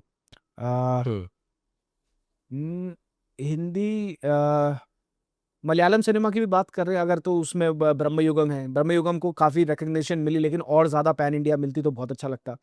और उन्हीं डायरेक्टर की एक और है, भूतकालम, बहुत बढ़िया फिल्म थी वो। और ये कुछ 5-6 फिल्में हैं जो मेरे को पिछले कुछ टाइम में, एक तो इतनी सारी फिल्में मैं देख लेता हूँ ना, तो बहुत सारी चीज़ें मेरे को याद भी नहीं रहती, लेकिन ये काफ़ी अच्छी फिल्में थी जो रिसेंट टाइम्स में आई। और राइट राइट अब फिल्मों की प्रोडक्शन भी ना, फिल्मों की प्रोडक्शन क्वालिटी भी अब वैसी नहीं रही है। अब लोगों को रीलें कट जाए उसमें से, वर्टिकल फॉर्मेट में ज़्यादा शूट होने लगी हैं चीज़ें, तो वो वाली भी बड़ा अजीब सा हो जाता है, and you consume so much that you and up not remembering कि कितना सारा देख ही लिया है तुमने। धुरंधर 2 को लेकर कितने एक्साइटेड है आप? यार धुरंधर 2 से मेरे को तो काफ़ी उम्मीद है। धुरंधर 2 एक ऐसी चीज़ है, अभी हम एक वीडियो भी कर रहे हैं, उस पे काम ही चल रहा है अभी, कि धुरंधर 2 ने कैसे फिल्म मेकिंग ही नहीं, बल्कि बहुत सारी चीज़ें चेंज कर दी हैं। फॉर एग्जांपल, फिल्म मेकिंग तो है ही, for example story telling, how does a director want to tell a story, taking inspiration from real life events and then fictionalizing it in a very credible way. आप original footage भी use कर रहे हैं उसमें, आपने अपना एक spy भी डाल दिया, एक फिक्शनल एंगल भी डाल दिया उसके अंदर। That is very good story telling, very smart story telling. Action choreography, sets, जो प्रैक्टिकल इफेक्ट्स आपने दिखाए हैं, कि हर चीज़ देखने में अच्छी लगती है कि भाई प्रैक्टिकल है, क्योंकि आजकल क्या है, सीजीआई का ज़माना है। हीरो को इधर उधर कहते हैं, इधर उधर नहीं जाऊंगा भाई, मैं नहीं करूंगा, पीछे ग्रीन स्क्रीन डाल दो, ये कर देते हैं, यहीं बना दो जो बनाना है आपने। तो ये चीज़ का एक मोल्ड टूट जाता है उससे। उसके बाद साउथ की जो है मसाला फिल्मों की जो डोमिनेंस बनी हुई है कि हम सुपीरियर फिल्में हैं, ये वो टूट जाएगी एकदम ही। धुरंधर जैसी 4-5 फिल्में आएंगी तो ये मसाला फिल्मों का जो कभी भी मार्केट था नहीं नॉर्थ इतना बड़ा, मसाला फिल्मों का थोड़ा बहुत था, कभी भी इतना सब्सटैंशियल नहीं था जितना ये हो गया पिछले 4-5 सालों में, क्योंकि बॉलीवुड ही कुछ नहीं कर रहा था। अब बॉलीवुड कुछ नहीं कर रहा तो आदमी को कहीं से तो एंटरटेनमेंट चाहिए, तो उन्होंने कहा ठीक है यही ले लो एंटरटेनमेंट से। तो उसका भी एक मोल्ड थोड़ा टूटता दिखेगा, ये वाली बात है। बॉलीवुड थोड़ा लाइन पे आएगा कि यार let's not take people for granted now. Baaghi जैसी फिल्में, हीरोपंती जैसी फिल्में शायद बननी कम हो, अच्छी एक्शन फिल्में बननी शुरू हो। किल अभी आपने जो मेरे से पूछा, Kill was a very good action film. Yes अब बिल्कुल। वो ऐसी फिल्में डिजर्व करती है 200 से 300 करोड़ कमाना। जो मिलता नहीं है। So I think that's what matters. Dhurandhar will change a lot of things यार। धुरंधर तो बहुत सारी चीजें बदलेगा, बदल चुकी ही है। अब धुरंधर 2 के बाद आई थिंक अब बस ये है कि हाँ वो फिल्म अंडरवेलमिंग ना निकले, कि वो फिल्म अच्छी निकले, बस कि 4 घंटे का रन टाइम है, देखिए क्या कहाँ वो जाता है, but it can be a good deal. लेकिन जब धुरंधर आई तो उसको देखकर हमने देखा कि ध्रुव राठी ने भी एक वीडियो बनाया और जिस तरह से उन्होंने उस कहा कि ये फिल्म पर्टिकुलर एक सेगमेंट को करती है और टारगेट करके बनाई गई है, उस तरह पे आपकी सोच रखते हैं। हमने एक आपका वीडियो भी देखा था कि जिसमें आपने ध्रुव राठी को सारी चीज़ें आपने एक्सप्लेन की थी। तो क्या ध्रुव राठी के इस व्यूज़ पे क्या रखते हैं कि क्यों ऐसे उनके व्यूज़ आते हैं? यार क्या वो समझ बहुत रखते हैं? स्टूपिड था, वो जो भी था वो बहुत स्टूपिड आर्ग्यूमेंट था। जैसे मैंने आपने मेरी वीडियो देखी ही है, उसमें आपको एक सर्टेन सेक्ट के लोगों का ज़्यादा सपोर्ट दिखेगा कमेंट सेक्शन में, लेकिन बहुत सारे ऐसे भी लोग हैं, हमारे मुसलमान भाई हैं, जो ये कहते हैं कि नहीं भाई हमारे को तो कोई प्रोपेगेंडा नहीं दिखा। बहुत सारे लोग हैं पाकिस्तान में, वो सेकंड मोस्ट मेरे ख्याल से हाईएस्ट पायरेटेड फिल्म बन रही है वो आज तक की पाकिस्तान में in the shortest time.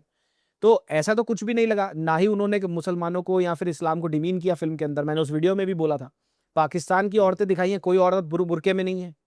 Rahman डकैत की बीवी उसको चाटा मार दे रही है उसके गैंग के सामने, राइट। उसकी यालीना जमील की बेटी जो होती है वो भाग के हमजा के साथ रहती है घर छोड़ के। तो ऐसा तो हमने को आदित्य धर ने कुछ नहीं दिखा दिया कि भाई हमने इस्लाम को या फिर मुस्लिम्स को डिमीन कर दिया हो। ऐसा तो कुछ भी नहीं है उसके अंदर। कौन सा प्रोपोगेंडा उसमें दिख रहा है, कौन सी हेट उसमें पेल्ट हो रही है? उससे ज्यादा हेट तो केरला स्टोरी में थी। केरला स्टोरी में तो केरला स्टोरी जो थी पूरी फिल्म, वो इतनी खराब तरीके से बनाई गई थी कि अगर आपके साथ कोई दूसरे मजहब का बैठा है तो आपको लगेगा भाई ये तो आतंकवादी है। वो इतनी गलत तरीके से बनाई गई थी। वो प्रोड्यूसर्स पैसों के लिए कुछ बार हदें पार कर जाते हैं। यार पता है पैसों के लिए नहीं। आप देखोगे विवेक अग्निहोत्री, इनका एक आपने बड़ी अच्छी बात करी कि ये विवेक अग्निहोत्री इसका एक बहुत बड़ा एग्जाम्पल है। प्रॉब्लम विवेक अग्निहोत्री की फिल्मों में नहीं है, प्रॉब्लम वो फिल्में कैसे बनाना चाहते हैं और किस इंटेंट से बनाना चाहते हैं, वो problem. Kashmir files was a very good film, ठीक है। हुआ था जो वहां पे हमारे हिंदू भाइयों के साथ जो भी वहां पे हुआ, एक्सोडस पूरा हुआ, वहां से सबको छोड़ के भागना पड़ा, वो हुआ था ना, वो तो डॉक्यूमेंटेड हिस्ट्री है।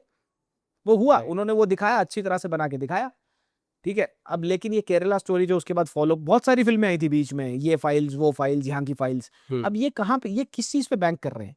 इनका एम 100 करोड़ कमाने का नहीं है, कमा दिया तो बहुत बढ़िया बात है, लेकिन जो टीयर 2 टीयर 3 सिटीज की ऑडियंस है ना, जो बेचारी ऑडियंस को सरकारों ने डिवाइड कर दिया धर्म और जात पर, ये इनकी मेन ऑडियंस है। आपको आज रीलें दिख जाएंगी कि हम कट्टर हिंदू हैं, बच्चे बोल रहे हैं कट्टर मुसलमान हैं, मतलब दोनों तरफ से आपको मिल जाएंगे, दोनों धर्म के। कि अब इन ये ऑडियंस है केरला 2 जैसी, केरला फाइल्स, केरला फाइल्स 2 जैसी फिल्मों की, कि आप कुछ भी उसमें हाई कोर्ट ने भी बोला था कि इसमें कट लगाओ, आपने नंबर्स गलत दिखाए हैं, स्टफ लाइक दैट। अगर देखो, मैं ये नहीं कह रहा कि प्रॉब्लम एग्जिस्ट नहीं करती कन्वर्जन वाली, ये चल रहा है, हो रहा है, ये यूके में भी हो रहा है, ये बहुत सारे वेस्ट यूरोपियन कंट्रीज में भी हो रहा है ये। लेकिन अगर आप इसको बहुत ही इंटेलिजेंटली प्रेजेंट करते ना, तो इसका इंपैक्ट अलग होता। आपने इसको प्रेजेंट किया as a hate mongering thing, कि ये तो गलत है, ये मुसलमान है तो ये गलत होगा, ये हिंदू है तो ये गलत होगा, ये कट्टर होगा। अब देखो क्या हाल हो गया है। अगर मैं राम भक्त हूं भाई, और मैं प्राउड राम भक्त हूं, ठीक है। मैं जय श्री राम, मेरी बेटी यहां पली बड़ी है, मेरी बेटी भी जय श्री राम बोलती है, ठीक है। पर अब मैं ये नहीं बोल रहा कि भाई जस्ट बिकॉज मैं जय श्री राम बोल रहा हूं तो मैं कोई बहुत बड़ा आदमी हो गया, या मैं तेरे थे ऊपर हो गया। तेरा जो धर्म है वो तेरा धर्म है, मेरा जो धर्म है, मेरी मान्यता है वो मेरी मान्यता है। अब अगर मैं ऐसी फिल्म बना रहा हूं कि मेरी मान्यता, मेरा धर्म तेरे धर्म से बड़ा है, तो वो गलत है। वहां तो अब लड़ाई आपस में होगी। तो आप यही करना चाह रहे हो अपनी फिल्म से, तो ये तो गलत चीज है ना। आप धर्म, आपका भगवान कौन है, ये आपके और भगवान के बीच की बात है यार, ठीक है। इसके ऊपर अगर मैं लड़ लूं तो वो तो लो IQ सी बात हो गई, कोई फायदा ही नहीं है उस चीज का। तो फिर हाँ, जो ये चीजें चल रही हैं, कन्वर्जन जो चल रहे हैं, this is a crime that's going on, that is happening. इसको लाइमलाइट में लाना जरूरी है, इंटेलिजेंटली प्रेजेंट करिए इस चीज को, तो क्यों नहीं चलेगी। धुरंधर मेरे को समझ नहीं आता, उस एक डायलॉग को छोड़ के लोग प्रोपोगेंडा कैसे बोलते हैं उस फिल्म को, मुझे समझ नहीं आता। अच्छा, ये एक चीज़ मुझे बताइए ना कि अभी रिसेंटली राम गोपाल वर्मा ने एक इंटरव्यू दिया जहाँ पे उन्होंने कहा कि आदित्य धर और यामी गौतम को बहुत ही सोच समझ कर आगे बढ़ना चाहिए, एक्स्ट्रा कॉशन के साथ, और क्योंकि ये इंडस्ट्री जो उनके फंबल एंड फॉल के लिए वेट कर रही है। ये सोच कहाँ से आती है, क्या समझ रखते हैं आप इस पे? देखिए, बॉलीवुड ना बेसिकली नेक्सस है, 4 से 5 बड़े प्रोडक्शन हाउसेज है। अगर आप पीछे बैक इन टाइम जाएंगे ना, ज्यादा पीछे भी मत जाइए, 80s में चले जाइए। तब क्या होता था, जैसे आपके और मेरे जैसे लोग प्रोड्यूसर्स होते थे, आपका और मेरा धंधा अच्छा चल रहा है तो हमने पैसे लगाए, एक पिक्चर बना दी, ठीक है। तब ना स्ट्रक्चर नहीं था कुछ भी, तो एक दो थे, एक था जो काफी पुराना था और एक या दो और थे, इसके अलावा ज्यादा नहीं थे, जो फैमिली रन थे ये भी। अब इन्होंने क्या किया इन द 2000s और पिछले 20-25 सालों में, इन्होंने अपने आप को एक नेक्सस बना लिया कि भाई ये 5 बड़े हाउसेज हैं, ये 5 इनको फैमिलीज ही चलाती हैं सारी की सारी, तो हम लोग ना साठ गांठ में काम करेंगे ताकि सब कुछ हमारे नीचे ही रहे। तो ये सब कुछ जो कंट्रोल करता है ना, अब इनकी मोनोपोली अगर कोई तोड़ दे, फॉर एग्जांपल स्पाई यूनिवर्स की जो मोनोपोली तोड़ी है वो एक फिल्म ने तोड़ दी, वो 15 साल से वो काम कर रहे हैं नियरली, 10 फिल्में मूव कर दी इन्होंने, साउथ की इंक्लूडेड, नॉर्थ की इंक्लूडेड, 10 फिल्में। सलमान भाई ने गलवान मूव कर दी यार अपनी। अब आप बताओ, एक फिल्म कैसे मोनोपोली तोड़ सकती है ना, यही एक चीज जो होती है ना, ये एक बदमाश जब पहली बार पिटता है ना, तो उसको जो शर्म महसूस होती है ना, वो वाला हिसाब हो रहा है बॉलीवुड के साथ इस टाइम कि। और अच्छा एक चीज़, हाँ बताइए। हाँ प्लीज़ प्लीज़, तो वो जो आप बोल रहे थे हाँ, कंटिन्यू। तो राम गोपाल वर्मा ने जो बात बोली बिल्कुल सही बात है, because he is coming from an angle कि हाँ भाई मोनोपोली जो थी वो चैलेंज कर दी इन लोगों ने, तो कल को अब कुछ भी स्लिप अप होगा तो कुछ भी हो सकता है। अब आप आदित्य धर को देखिए, कूडोस टू दैट गाय, कुछ भी प्रमोशन नहीं है दोनों फिल्मों की, जीरो प्रमोशन है।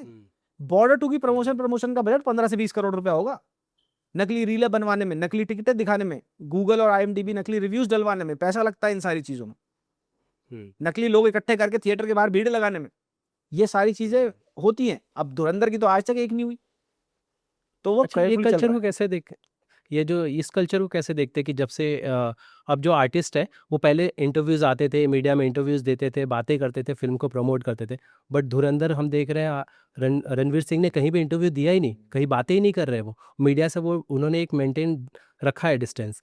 तो आप ये समझते हैं इस कल्चर को कैसे देख रहे हैं, क्या ये सही है जो अभी कर रहे हैं वो, यार और प्रमोशन या की एक 2 तरीके की हुँ, है, मैंने यूजुअली देखा है। हुँ, आपने देखा होगा गजनी कितनी अच्छी तरह प्रमोट करी गई थी back in the day, Billu barber जब प्रमोट करी हुँ, गई थी, तो वो प्रमोशन ना सटल होती थी, अच्छी प्रमोशन होती थी, उनको देख के मजा आता था हुँ, कि भाई हीरो हुँ, आपका सड़क पे आ गया, लोगों से बात कर रहा है, तो अच्छा लग रहा था।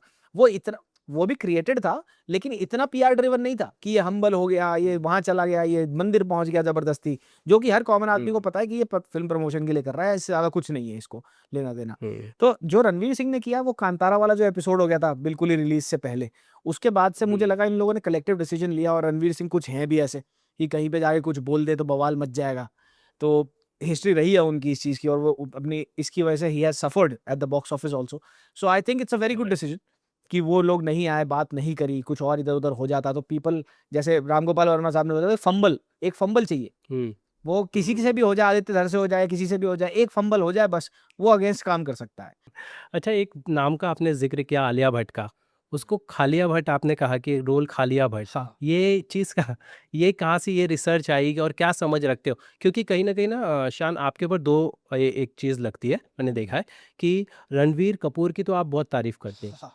लेकिन वही आलिया भट्ट है, हाँ। उनके लिए आपके जो कमेंट्स आते हैं, आप जो जिस तरह के वीडियो बनाते हैं, उसको लेकर ऑडियंस को लगता है कि रणवीर कहते हैं आप जो एक पर्टिकुलर साइड में आपका सॉफ्ट कॉर्नर है और एक को आप हम्म। बैश करते हो।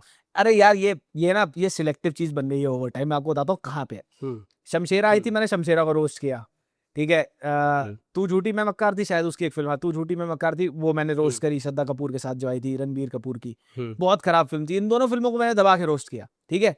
रणबीर कपूर इंटरव्यूज बहुत कम देता है, बाहर नहीं हुँ, आता, ठीक है, कोई ऐसी फुटेज नहीं है उसकी पुरानी जो बहुत ही बेवकूफाना हो, कि जिसको देख के मुझे लगे हाँ यार मैं इसको रोस्ट करूं, क्या बोल रहा है ये, जैसे सोनम कपूर को मैंने किया था अभी, आलिया का जैसे किया बैफ्टा में, वो कहीं आता जाता नहीं है, ठीक है। हुँ, अब लोग कहते हैं भाई उसकी, भाई मेरे पास कुछ सब्सटेंशियल होना भी तो चाहिए ना उसको बोलने के लिए, क्या बोलूं मैं, किस चीज पे हुँ, कॉल आउट करूं मैं उसको कि क्या हो रहा है क्या नहीं हो हुँ, रहा। या तो इतना आउट एंड अबाउट तेरी कोई फिल्म आई हो और तू ऐसे प्रमोशन करा हो, जैसे एक दीवाने की दीवानियत आई थी, आपने कभी हुँ, बॉलीवुड की हिस्ट्री में देखा कि हीरो जाके भीख मांग रहा है कि टिकट खरीद लेना और पिक्चर हिट हो जाती है? और पिक्चर में क्या है, स्टॉकिंग है, स्टॉकिंग कर रहा है वो एक हुँ, लड़की की, और पिक्चर को कैसे बेचा जाता है कि प्लीज इनकी पिक्चर देख लेना, आपने पहले नहीं देखी। Hmm, this correct, does not make sense, right. तो एक तो ये रणबीर कपूर वाला, अब ये मेरे को कहते हैं कि रणबीर कपूर का PR, अबे PR कैसे है, मैंने तो उसकी सारी फिल्में जो आई हैं उनको रोस्ट किया है। अब उसकी फिल्म आई थी हुँ, लास्ट ब्रह्मास्त्र, उसमें भी मैंने गुड और बैड बताया दोनों जो था। उसके बाद से उसका अब क्या है, एनिमल आई, एनिमल मेरे को आज भी फैंटास्टिक लगती है, मैं आज भी आई स्टैंड बाय इट कि वो फिल्म हुँ, पैराडाइम शिफ्ट लेके आई बॉलीवुड में, वो लेके आई। कलेक्शंस ने बताया उस फिल्म की टेक्निकलिटीज आप देख लो, वांगा ने उसको कैसे एडिट किया है, गाने देख लो आप उस फिल्म के, रणबीर की एक्टिंग देख लो। मैं आज तक कहता हूँ कि हुँ, रणबीर की जगह कोई और A लिस्ट एक्टर वो रोल लेता ही नहीं, इतना ज्यादा खराब रोल था वो। हुँ। ठीक है, अब जो Yes. उसकी प्रेज, अब जब शमशेर आई मैंने उसको खूब बोला था भाई उसकी मूंछ ऐसे गिर रही है मेकअप में, वो मैंने पॉइंट आउट किया। ये भूल गए क्योंकि वो 3-4 साल पुरानी थी, ये वाला था। अभी तो आलिया का भी पीआर था, मैं लास्ट वीडियो से पहले तक मेरे को ये आलिया का पीआर भी बोलते थे, लेकिन फिर जब मैं आलिया पे Okay. करने बैठा रिसर्च, मैंने देखी, संजय लीला भंसाली के इंटरव्यू सुने, फिर आई सॉ की मैनिपुलेशन चल रही है। जिगरा वाला इंटरव्यू देखा मैंने उसका, कैसे वासन बाला से स्क्रिप्ट आगे कर दी गई थी करण जौहर से। तो वो चीज मैंने देखी और मुझे लगा कि हाँ यार इसे बोलना चाहिए, तो मैंने बोल दे, सिंपल सी बात है। सोनम कपूर का मैंने देखा कि भाई क्या ही बोल रही है ये, अपने आप को क्या समझ रही है। अगर कल को रणबीर ऐसा कुछ आके कुछ ऐसी बात बोलता है that must be called out, then I will call it out. तो देखो होता क्या है, अगर आप किसी के हीरो को, जिसको, तभी मैं कहता हूँ अपने हीरो को अपना भगवान मत बनाओ कि अगर तुम उसके खिलाफ कुछ सुन ही ना पाओ। ठीक है, वो अपना काम कर रहा है, जैसे हम अपना काम कर रहे हैं, जैसे तुम अपना काम करते हो, एज सिंपल एज दैट। अब उसके काम को नहीं अच्छा लगा हमारे को, हमने वो बोला, अब तुमने उसको भगवान बना रखा है, वो मेरी गलती नहीं है। वो अगर आपको लगता है कि भैया आपको मेरे को आगे गाली देनी चाहिए because I trash the film that your hero made, तो ठीक है, वो आपका ओपिनियन। मैं कभी इस चीज को दिल पे नहीं लेता, ट्रोलिंग वोलिंग इट्स अ पार्ट ऑफ, वो it's a part of social media entertainment में। अगर आप अपना ओपिनियन बाहर रख रहे हो तो सामने वाले का भी आपके ऊपर ओपिनियन होगा, एंड आई डोंट केयर। ये तो होगा, गाली गलौज तो अच्छा, चलेगा ही चलेगा। बिल्कुल। बट शान, मुझे एक चीज़ बताइए ना कि जब ऐसी सारी चीज़ें लगती है और जिस तरह से वर्क कर रहा है इंडस्ट्री, हम देख भी रहे हैं, कहीं ना कहीं पेड पीआरशिप और ये सारी चीज़ों की बात होती है, और जिसे हम झुटला नहीं सकते। मुझे ये बताइए, क्या कभी आपको भी कुछ ऑफर्स आए कि किसी हमारे क्लाइंट का प्रमोट कर दो, अच्छी बातें बोलो, कुछ इस तरह हाँ, की हाँ, चीज़ें आपको भी ऑफर होती? हाँ, हाँ, हाँ, हाँ। हाँ, हाँ, काफ़ी पहले आया था, अब तो खैर पता है सबको कि मैं नहीं बोलूँगा। तो ओके। पहले आया था ऐसे, 1-2 बार हुआ है कि एक हीरो का है जो आप ऐसे कर लीजिए। मैं और वही सेम स्क्रिप्ट जब मैंने बोला कि नहीं मैं ये सब नहीं करता, एक दूसरा चैनल है वो पूरी की पूरी स्क्रिप्ट छाप दी उसने। वो पढ़ के बोल रहा है उसी स्क्रिप्ट से। और फिर अच्छा। हाँ, हाँ, और कार्तिक आर्यन का बहुत प्रेवलेंट है ये। कार्तिक आर्यन की पीआर ऐसे बहुत चलती है। आप इस पे वीडियो बना दीजिए, आप कमेंट जाके देख लेना कार्तिक आर्यन के सेक्शन में। उसको सेल्फ मेड स्टार बना देंगे। एक फ़िल्म वन हिट वंडर को बता दिया कि भैया उसने बॉलीवुड को खा लिया। अब जब से वो माइनर को डेट करने वाला सीन हुआ है, पीआर भी शांत है, कार्तिक आर्यन भी नहीं दिखा। तो द होल पॉइंट इज़ कि ये paid PR is a huge part of cinema right now that nobody thought would be. एक पूरी की पूरी पेड आपकी मशीनरी साथ में चलती है, जहाँ आपकी फ़िल्म के बजट में ये इंक्लूडेड होता है आजकल कि भैया 20 करोड़ अलग कर लो, मार्केटिंग में डाल देंगे। 30 करोड़ अलग कर लो, मार्केटिंग में डाल देंगे। तो ये साफ-साफ दिख रहा है। उनको पता है कि यार देखो बॉर्डर 2 जैसी, गदर 2 जैसी फ़िल्में बनाने के लिए आपको टेक्नोलॉजिकल एडवांसमेंट करनी ही नहीं है, दिखानी ही नहीं है। आप बनाओ फ़िल्म 100 करोड़, 150 करोड़ की, उसको बताओ 250 करोड़ की, ठीक है? और इस पे प्रॉफिट बनाओ 350 और गायब हो जाओ। सिंपल सी बात है। चिट फंड स्कीमें चल रही हैं फ़िल्मों के नाम पे ये। धुरंधर इस वाली चीज़ को भी ब्रेक करेगी कि, क्योंकि देखो ना, एक कमर्शियल फ़िल्म, धुरंधर एक कमर्शियल फ़िल्म है, जो करेक्ट है। खामा-खा का पैट्रियोटिज़्म आपके गले के नीचे नहीं उतारती। वो आपको एक सेंसिबल तरीके से, बहुत ही सुऑव टेक्निकल तरीके से आपको पैट्रियोटिज्म दिखा रही है। और आप आदित्य की कोई भी फ़िल्म देख लो, आर्टिकल 370 देख लो, अभी बारामुल्ला आई थी वो देखिएगा, वो साइकोलॉजिकल थ्रिलर फ़िल्म है। बहुत बढ़िया फ़िल्म है वो। और वो सुऑव तरीके से फ़िल्म बना रहे हैं and people are accepting it that this is the change that Bollywood wanted for the longest time. Last Akshay Kumar साहब की बेबी मेरे को बहुत अच्छी लगी थी, जो बहुत अच्छी तरह से बनाई गई थी। तो वो एक बहुत अच्छी थी, डी डे बहुत अच्छी थी, अ वेडनेसडे बहुत अच्छी फ़िल्म थी when it comes to all of this. तो ऐसी फ़िल्में अगर दोबारा बने तो क्या ही बात है, बहुत ज़बरदस्त तरीके से चीज़ें आगे बढ़ेगी। शान, मुझे एक बताइए ना कि अभी कितना मुश्किल हो गया, जैसे कि जिस तरह से यूट्यूबर्स के ऊपर कॉपीराइट स्ट्राइक्स आ जाते हैं अगर वो फिल्म के बारे में अच्छी बातें ना करें। यार मैंने तो देखो, मेरे को स्टार्ट करे हुए हैं 4 साल अभी, ठीक है? हम्म। तो कॉपीराइट का ये जो मैंने ट्रेंड देखा है पिछले 2 सालों में देखा है, हम्म। और मेरा काफ़ी हुआ है बैक एंड फ़ोर्थ, मार्टिन की टीम वालों से हुआ था, होता रहता है ये बैक एंड फ़ोर्थ हमारे, साजिद नाडियाड वाला से बैक एंड फ़ोर्थ हुआ था। द होल पॉइंट इज़ कि आपने एक फ़िल्म बना दी है, अब आप उसका क्रिटिसिज़्म रोक नहीं सकते। जिसका जो मन करेगा वो वैसे तरीके से ही बोलेगा कि ये खराब है तो ये खराब है, और अगर वो कैसे बोल रहा है ये उसके ऊपर है भाई। अब तू उसको अगर सुनने बैठा तो तू हर किसी के चैनल बंद करा देगा जाके। और कॉपीराइट इश्यूज़ और चक्कर क्या होता है कि बहुत सारे यूट्यूबर्स ना लीगली साउंड नहीं है। थोड़ी-सी भी लीगल नॉलेज रखो चीज़ों की तो तुम्हारे को इंटिमिडेट करना मुश्किल हो जाएगा। Copyright okay. स्ट्राइक, आप पता है कुछ नहीं होता कॉपीराइट स्ट्राइक डली, आप उसको चैलेंज करो। वो तो यूट्यूब का सिस्टम बड़ा लेथार्जिक और बहुत स्लो है कि 7-8 दिन लग जाते हैं, वीडियो मर जाएगी, रेवेन्यू मर जाएगा सारा का सारा। सारा वो विंडो चला जाएगा, वीडियो चलने का, व्यूज़ आने का। तो इस चक्कर में वो डर जाते हैं और फिर वो हटाने लग जाते हैं चीज़ों को। तो कॉपीराइट जब ये होने लगा मेरे साथ पिछले 2-2.5 साल में, मैंने सबसे पहले अपनी एक लीगल टीम खड़ी करी कि जो भरोसे वाले अच्छे लोग हैं, तेजबीर उनका नाम है, तेजबीर सिंह, इंस्टाग्राम पे, वो बहुत ही बेहतरीन लॉयर हैं इस फील्ड में। तो ओके उनसे उन्होंने मेरे को कंसल्टेशन करी, उन्होंने कहा बताया ऐसे ऐसे ये चीजें हैं, तो तभी मैं उनसे कंसल्ट करता हूँ हर चीज को लेके कि आपको लीगली साउंड करना चाहिए, अपने आप को रखो, क्योंकि देखो ये आपको मारेंगे ही मारेंगे कॉपीराइट। अगर इनको नहीं अच्छा लगा, इनके ईगो बहुत इन्फ्लेटेड है, ये आपको कॉपीराइट मारेंगे। लेकिन उस कॉपीराइट से बचने के लिए आप खुद सोचो, क्या legal team number 1, number 2 clips मत यूज करो, उनको कोई ग्राउंड ही मत दो ना कॉपीराइट मारने का। कहाँ से कॉपीराइट मार लेगा? नाम लेने पे कोई कॉपीराइट नहीं मार सकता। नाम लेना है तो नाम ले। चक्कर क्या है, टेक्निकलिटीज खुद ही नहीं पता कॉपीराइट से डील करने की, वीडियो बना के डालने की थंबनेल पे बहुत भी आई जल्दी है। गेस आ जाते हैं कॉपीराइट, मैंने सुना है कई क्रिएटर्स बताया, उन्होंने किस पे? बताया कि थंबनेल यूज करने पे थंबनेल पे भी कॉपीराइट दे यार देते हैं। मैंने भी ये सुना ही है, मेरे को लगता नहीं कि थंबनेल हम्म, यूज करने पे कभी कॉपीराइट आता है, क्योंकि वो तो डायरेक्ट ही फेयर स्पीच के अंदर आ जाएगा, वो तो तेरा कोई ग्राउंड ही नहीं है। हाँ, फुटेज अगर तू यूज कर रहा है, लोगों को लगता है कि हम 5 सेकंड से नीचे की फुटेज यूज कर लेंगे तो हम फेयर यूज के लिए लड़ लेंगे। जब तक तू लड़ेगा तेरी वीडियो मर जाएगी, 3 दिन तक रीच खत्म हो जाएगी उसकी, हाँ राइट? वो वापस भी अगर वीडियो आ जाएगी तो तू कुछ नहीं उखाड़ लेगा। Try and understand that what are you going to lose. वो बहुत ज्यादा है यहाँ पे।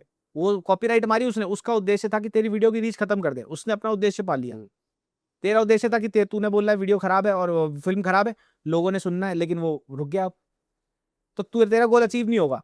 तो इससे अच्छा तो मैंने तो क्लिप्स यूज करनी बंद कर दी है, बिल्कुल ही क्लिप्स यूज करनी ओके बंद कर दी है मैंने, बहुत ओके ही कम। जैसे आपने बताया क्लिप क्लिप यूज मत करो, दूसरा लॉयर्स हायर करो, और क्या कुछ अगर आप टिप्स बता सके जो इंडिपेंडेंट क्रिएटर्स हैं जो इसमें सरवाइव कर रहे हैं उनके लिए। यार देखिए, सेंसेशनलिज्म, हम्म आप अगर आपको ये लगता है कि आप किसी दूसरे क्रिएटर को देख के कुछ एक कंटेंट बनाएंगे, सेंसेशनलिज्म करेंगे, एक्सपोज वीडियोस भी एक पूरा पूरा कैटेगरी की एक्सपोज कर दिया, ये भी नहीं चलता। हम्म आपके में तथ्य होना चाहिए, सब्सटेंस क्या है आप जो बोल रहे हैं उसमें ये बताइए कि कैसे बोल रहे हैं। आप खुद समझिए कि अगर मैं एक चीज के ऊपर ओपिनियन पीस रख रहा हूं बाहर, so where do I draw the line in that opinion piece, okay कि कहाँ पे क्या ओके होना चाहिए, किस चीज से मैं बैकअप कर सकता हूँ, क्या मेरे पास पब्लिश्ड मीडिया है इसको लेके। सबसे बड़ी चीज है जो केसेस लगते हैं, कॉपीराइट तो अलग, वो जो केसेस लगते हैं वो केसेस इसलिए लगते हैं आप कुछ भी मुंह फाड़ के बोल दे रहे हैं और आपके पास कोई पब्लिश मीडिया नहीं है इसको सपोर्ट करने के लिए, तो आप पे केस लग सकता है। और कई बार कुछ लोग फॉलो अप करेंगे केस को और वो केस को आगे घसीटेंगे भी। तो अगर वो घसीटते हैं तो फिर आप तो यूट्यूबर ही हैं, अब आप आपके आपके आपसे ज्यादा पैसा है प्रोड्यूसर के पास, वो तो फैक्ट है एट द वो तो end of the day, fact है, सही बात है। वो तो फैक्ट है। आप आ, इससे तो यही हिसाब है भाई इसका तो। ओके मैं ना कुछ देखता हूँ आपके ना चैनल पे कुछ स्पेशल लोग हैं जो जब भी वो कहीं दिखते हैं आप उनके साथ अलग मोहब्बत दिखाते हैं। के क्या हाँ। समझ रखते हैं इनके बारे में, क्या प्यार है आपका के य- साथ? यार मेरा तो कोई लेना देना नहीं था इसके साथ, मेरे कमेंट सेक्शन में आया, गाली बक के चला गया। फिर मैंने कहा कि भाई तू ओके मेरे को, मैं तो धुरंधर वाली वीडियो में, धुरंधर मैंने अनुपमा चोपड़ा इनके ऊपर बनाई थी एक वीडियो जहाँ पे इनको मैंने क्रिटिसाइज किया था, पुश बैक दिया था। तो उसमें 10 सेकंड की क्लिप मैंने केआरके की यूज करी जो बता रहा था कि धुरंधर फ्लॉप हो जाएगी, बस वो बोल के मैं आगे निकल गया। 10 सेकंड का था फुटेज, इसने वो देखी होगी, तो ये आके मेरे को गाली बक के चला गया। मैं सुबह उठा, मैंने कहा चलो भाई देखते हैं क्या सीन है, तो मैंने वहां रिप्लाई भी किया। फिर मैंने जाके देखा डीएम डीएम नहीं है। मैंने कहा, मैंने इसको डीएम किया, मैंने कहा लड़ लेना तू, फिर तू यहाँ मेरे को मैसेज ही कर लेता, कमेंट क्या कर रहा है। तो फिर मैंने इस पे वीडियो बनाई। तो मेरा इससे कोई कोई वो नहीं था, मन मुटाव कुछ नहीं था ना, मैंने इसको कुछ बोला, ये अपने आप लड़ने आया। अब फिर जो लड़ने आया फिर उसको हुई वो थपेड़ी गई, फिर वो पकड़ के वो अच्छी तरह। ओके उर्वशी रौटेला। अरे वो यार मैं अकेला न्यूज को रोस्ट करने वाला, वो रोस्ट मटेरियल ही है भाई, वो डिलूजनल है। वो अपनी एक ऐसी दुनिया में रहती है जहाँ से हमें कंटेंट मिलता है, तो आई एम हैप्पी, ठीक है। But she at least she is not hurting anybody, but जैसे केआर के बातें बोलता है and stuff like that, Urvashi अपनी दुनिया में रहती है, हमें कंटेंट मिल जाता है, उसको पैसा मिल रहा है वो करने के लिए। So I think it's a win win for everybody. Delusion की बात की आपने, मुझे ये बताया ना कि गोविंदा को लेके क्या समझ रखते हैं, जिस तरह से हम उनकी चीज़ें देख रहे हैं, जिस तरह से न्यूज़ देख रहे हैं। ये बात सच है कि अगर मैं 90s का जैसे मैंने उनके भतीजे के साथ पॉडकास्ट किया था तो उन्होंने मुझे एक चीज़ कही कि हर्ष आप है ना 90s का बस एक फेसबुक पोस्ट डालिए कि 90s का सबसे बड़ा स्टार कौन, जिस हीरो की फोटो लगानी है, लगा देना गोविंदा के साथ और देखना पब्लिक किसे कमेंट करती। और सचमुच ऐसा हुआ, मैंने देखा कि गोविंदा को सबसे ज़्यादा वोट आए, 90% तक वोट गए, जबकि सलमान और शाहरुख भी थे उस पोल में। मैं ये बताइए कि आज के दौर में गोविंदा क्यों इर्रेलेवेंट हो जाते हैं? वही बात जो देव साहब के साथ हुई थी, way too too full of himself. अभी अभी आपने बात करी, कल मैं सिद्धार्थ करण का इंटरव्यू ही देख रहा था उनके साथ, और वहां पे भी बेसिर पैर की आध्यात्म की बातें, ये वो कुछ नहीं लेना देना एक्टिंग की, एक बात नहीं करी। ही वॉज अ सुपरस्टार भाई। मैं उनका और कादर खान की कॉमेडी टाइम का कायल हूँ। मैं कादर खान की लिखाई से सीखता हूँ और इनकी डिलीवरी से सीखता हूँ पुरानी फिल्में देख के, कि हाँ यार ऐसे भी डिलीवर करा जा सकता है, एक जोक ऐसे लिख के बोला जा सकता है। तो but at the end of the day जब आप उनके इंटरव्यू समझेंगे तो आप देखेंगे कि जब उनके इंटरव्यू देखेंगे तो आप यही समझेंगे कि यार क्या ही बोल रहे हैं, ये कुछ कोई लेना देना नहीं है इनका। ये बीच में गाने बनाने लग गए थे अपने से आधी उम्र की लड़कियों के साथ, गाने बना रहे हैं टाइट टाइट पैंटे पहन के। मेरे को तो आज तक समझ नहीं आया क्या कर रहे हैं वो। एंड वही बात है ना, अब भागम भाग छोड़ दी, भागम भाग 2 में वापस आते, कमबैक का मौका मिलता, लेकिन बनना है भाई साहब को हीरो। ऐसा तो कुछ मेंटेन भी नहीं कर रखा अपनी उम्र में।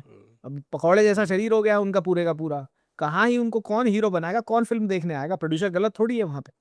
और जब अपने पीक पे थे तब भी तो जाने जाते थे 3-3 दिन 4-4 दिन लेट आने के लिए, 5-5 दिन लेट आने के लिए, और फिर इंटरव्यू में कहते हैं कि मैं बहुत भोला था, मैं बहुत मासूम था। चक्कर क्या है कि कुछ लोग ना नॉस्टैल्जिया में ही रह जाते हैं। अब वो नॉस्टैल्जिया एक हद तक अच्छा लगता है, नॉस्टैल्जिया यार ठीक है, मजा आया। अगर चलो अगर आप अब मुझे और गोविंदा देखने को मिलते और वो उन साइड रोल्स पकड़ रहे हैं, बढ़िया रोल्स पकड़ रहे हैं, और उसी में नॉस्टैल्जिया दिखाते अपना हीरो नंबर 1, इन सारे के डायलॉग मारते, वही हरकतें दिखाते, वही थोड़ी सी लिखाई दिखती, झलक दिखती, तो मजा आता देखने में कि उसी रोल में इन्होंने वो करने की कोशिश करी। वो होता है असली नॉस्टैल्जिया। अब तुम्हें लग रहा है कि कोई अब हीरो नंबर 2 बनाएगा, उसका आएगा और फिर वो सीक्वल आएगा और फिर लोग भीड़ भड़का देखते हुए आएंगे। I don't think so that is going to happen. ये हो सकता है कि आजकल हाँ जी। जैसे कि आपने बोला ना कि गोविंदा को टाइमिंग को लेके सवाल उठाए जाते हैं। अभी रिसेंटली कपिल शर्मा के शो पे उनका वो वीडियो आया जहाँ पे डेविड धवन सर आए। उन्होंने बोला कि गोविंदा भले से लेट आता हो लेकिन जब भी वो आता था अपना काम पूरा करके जाता था और एक शॉट में सीन दे देता। तो कमाल का एक्टर, कमाल का टैलेंट है वो। भाई देखो मैं एक बात बताता हूँ, discipline always wins over talent. Amitabh ji Bachchan साहब इसके बहुत बड़े एग्जाम्पल है। आज भी वो टाइम से पहले पहुंचते हैं सेट पे, आज भी वो रिहर्स करके पहुंचते हैं, प्री प्रिपेयर्ड होते हैं वो पहले से कि शॉट मुझे क्या देना है। He still believes in rehearsing the shot for 10 times before giving it. तो डिसिप्लिन का मैं भी वो हूं कि हाँ भाई आप में टैलेंट है, लेकिन अगर टैलेंट के साथ आप में डिसिप्लिन है देन आप अनडिफीटेड हो। और देख लीजिए 83 ईयर्स के हैं अमिताभ जी, और आज भी कंसिस्टेंटली उनके पास काम है, काम वो लगातार कर रहे हैं। डिसिप्लिन के लोग कायल है। अक्षय कुमार चाहे जैसे भी फिल्में आ रही हो, चाहे फ्लॉप दे रहे हो, he still a producers actor. वो प्रोड्यूसर उनको पैसा दे रहा है तो वो अपना काम डेडिकेटेडली उनके पास आके कर रहे हैं, चाहे वो 30 दिन में पिक्चर करें या 50 दिन में, वो बात अलग है। But he is present on the set. ऐसा नहीं है कि 3 दिन तक गायब हो गए, हर किसी के नाक में दम करके रखा हुआ है। ठीक है, तो आप ये वाली बातें बहुत है, जैसे आपने मुझे बताया कि 90s की पोस्ट डाल दो तो वो आएगा, because he has been a very good actor. वो हम सबको पता है। बट हम सबको ये भी पता है कि पिछले 25 साल से कुछ भी बकवास चल रही है। अब उनकी बीवी आके उनको कुछ भी गलिया के चली जाती है, हर दूसरे पॉडकास्ट पे आती हैं, वो कुछ ना कुछ उल्टा सीधा बोल देती हैं। तो इतने बड़े एक्टर की लेगेसी आज भी अगर ये अच्छे साइड रोल पकड़ लेना, ये कमबैक कर सकते हैं, लोग एक्सेप्ट कर लेंगे इनको। लेकिन ये करना नहीं चाहते क्योंकि इनका ईगो बहुत बड़ा है। मेरे को हीरो बनना है, मैं अपनी 4 फिल्में बना रहा हूँ, इनके चक्कर में इन बेचारे इनके बच्चों का वो खराब हो गया सारा लॉन्च। अब अगर इनके अच्छे कनेक्शन होते तो उनके अच्छी तरह से लॉन्च हो जाता यश। Right, right. क्योंकि जब सुनीता आई थी तो सबसे पहले हमारे ही पॉडकास्ट पे वो आई थी। तो उन्होंने आके ये सारा चीज़ कहा था कि उसकी उम्र हो गई है, अभी मैं भरोसा नहीं करती, पहले भरोसा करती थी, ये सारी चीज़ें। उसके बाद वो पूरा धुआँ उठा और सब जगह फैली और अब तो काफ़ी कुछ जग ज़ाहिर हो गया है। अब देखिए ना, ये भी तो खत्म हो गया ना। अब अगर आप एक इतने बड़े स्टार हैं, जो कि आप हैं, अनडिस्प्यूटेड है भाई, अनडिस्प्यूटेड किंग ऑफ कॉमेडी हैं आप, लेकिन आप एक तो वहां से बाहर नहीं निकलना चाहते, दूसरा अंधविश्वासों में इतना पड़े हुए हैं, तीसरा अब आपके ही घर वाले आपके आसपास, घर वाली से ज्यादा, वाइफ से ज्यादा क्लोज कौन होगा। अब वही ऐसी तैसी आपके आके कर रहे हैं तो आपकी खुद की सांठगांठ खराब हो गई। ठीक है, अब किसी के साथ अफेयर बता दे रही है वो आके, किसी के साथ वो अफेयर, फिर दोनों एक साथ जाके मंदिर जा रहे हैं। तो वो तमाशा बना दिया ना आपने अपने आप को तमाशा बना दिया सोशल मीडिया पे। आप चाहते तो बहुत डिफरेंट ट्रेजेक्टरी हो सकती थी। जैसे बॉबी देओल है यार, बॉबी देओल का कमबैक देखो, सनी देओल का कमबैक तो मैं फिर भी मानता हूँ कि बस लक है वो, कि कुछ भी है। बॉबी देओल का ये कमबैक है भाई, उस बंदे को जो मिला उसने वो किया और उसमें बेस्ट किया। और कोई फालतू की चीजें करते नहीं देखोगे आप उनको कभी भी, कभी भी इधर उधर ये कर दिया, रील बना दी। वो तो बहुत बुरे टाइम से निकले हैं। 25 कम से कम 20-22 साल तो काम ही नहीं था उनके पास, कितने टाइम से छोटी डीजे मोटी बन गए थे वो। डीजे बन गए, कितनी ट्रोलिंग हुई, उन्होंने बोला आज तक हम्म, ट्रोलिंग के बारे में, आज तक डीजे बॉबी बोलते हैं लोग उनको।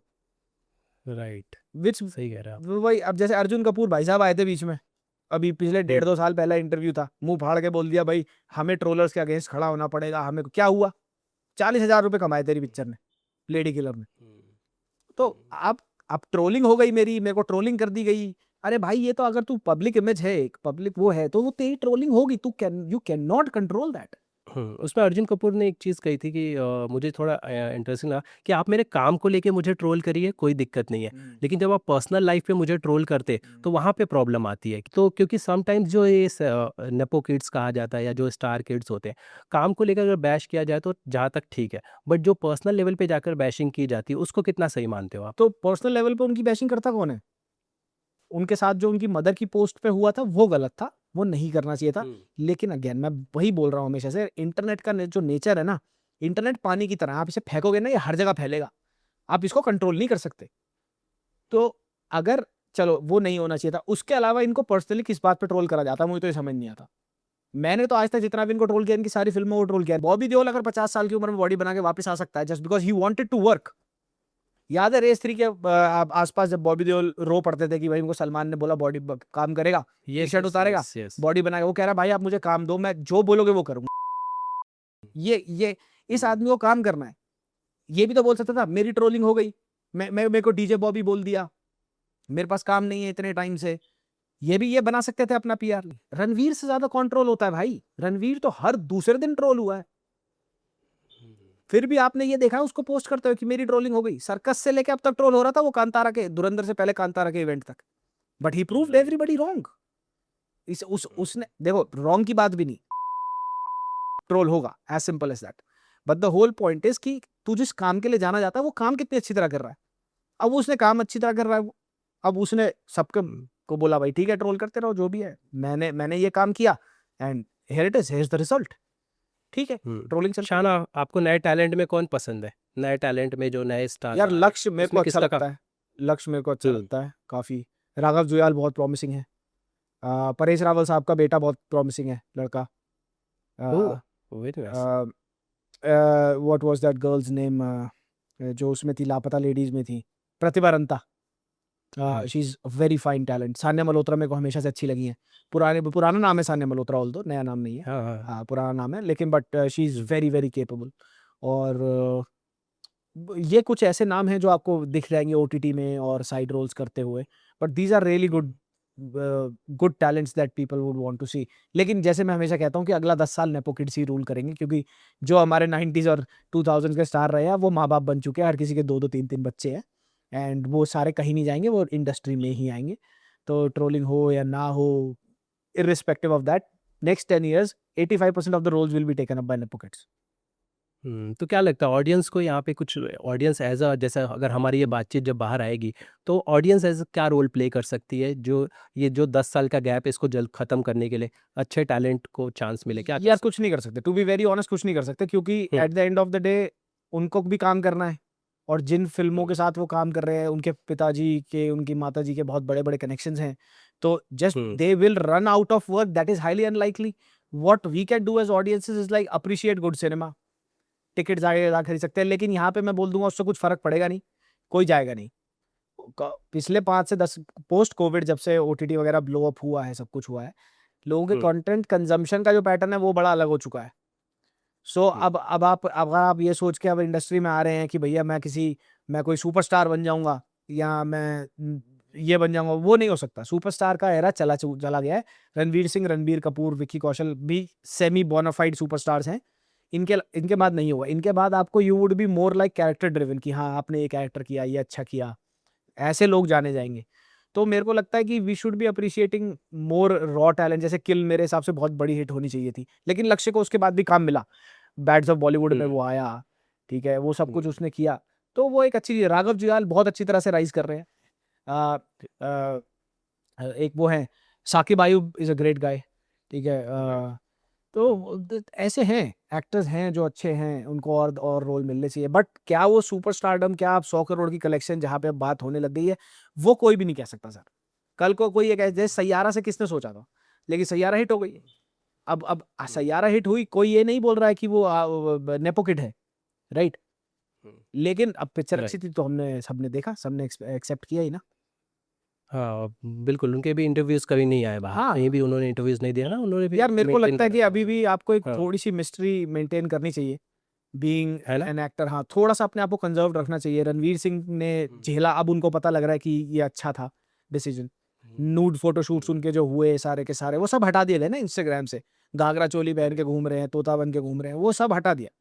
Everything had to be taken off कि भाई नहीं, तेरे को अगर सुपरस्टार बनना है तो तू सुपरस्टार की तरह बिहेव करेगा। अभी भी एक तबका है ऑडियंसेस का जो कहता है वो जो करे वो उसकी मर्जी है। ऐसा नहीं होता, हिंदुस्तानी ऑडियंस ऐसे नहीं देखती अपने सुपरस्टार को भाई। शान, हमने काफ़ी कुछ बातें की। एक पॉइंट है जिसके अंदर आपने बॉलीवुड वाइब्स का ज़िक्र किया। क्या लगता है इनकी लाइफ़ कैसी लगती है आपको? देखिए आजकल स्नैकर कंटेंट चलता है, ठीक है? स्नैकर कंटेंट यूएस में हुँ। पिछले 20-25 साल से पॉपुलर है। तो वही सेम फॉर्मेट्स को उठा के अब यहाँ पे ओटीटी बढ़ गया है, घर-घर पहुँच गया है। तो रियलिटी टीवी लोगों को देखने का मन करता है यार। आदमी थका हुआ आया, उसको कुछ दिमाग वाला नहीं देखना, उसने बॉलीवुड वाइब्स लगा लिया। तो हुँ। महिलाओं की जो जनता है वो बहुत देखते हैं, बॉलीवुड वाइब्स जैसे शोज़ बहुत चलते हैं। बीच में एक शो आया, इनकी इनकी लाइफ़ के बारे में बात करी जाए तो अब आप देखिए, कहीं न कहीं से तो पैसा कमाना ही है ना। अब आप देखेंगे जैसे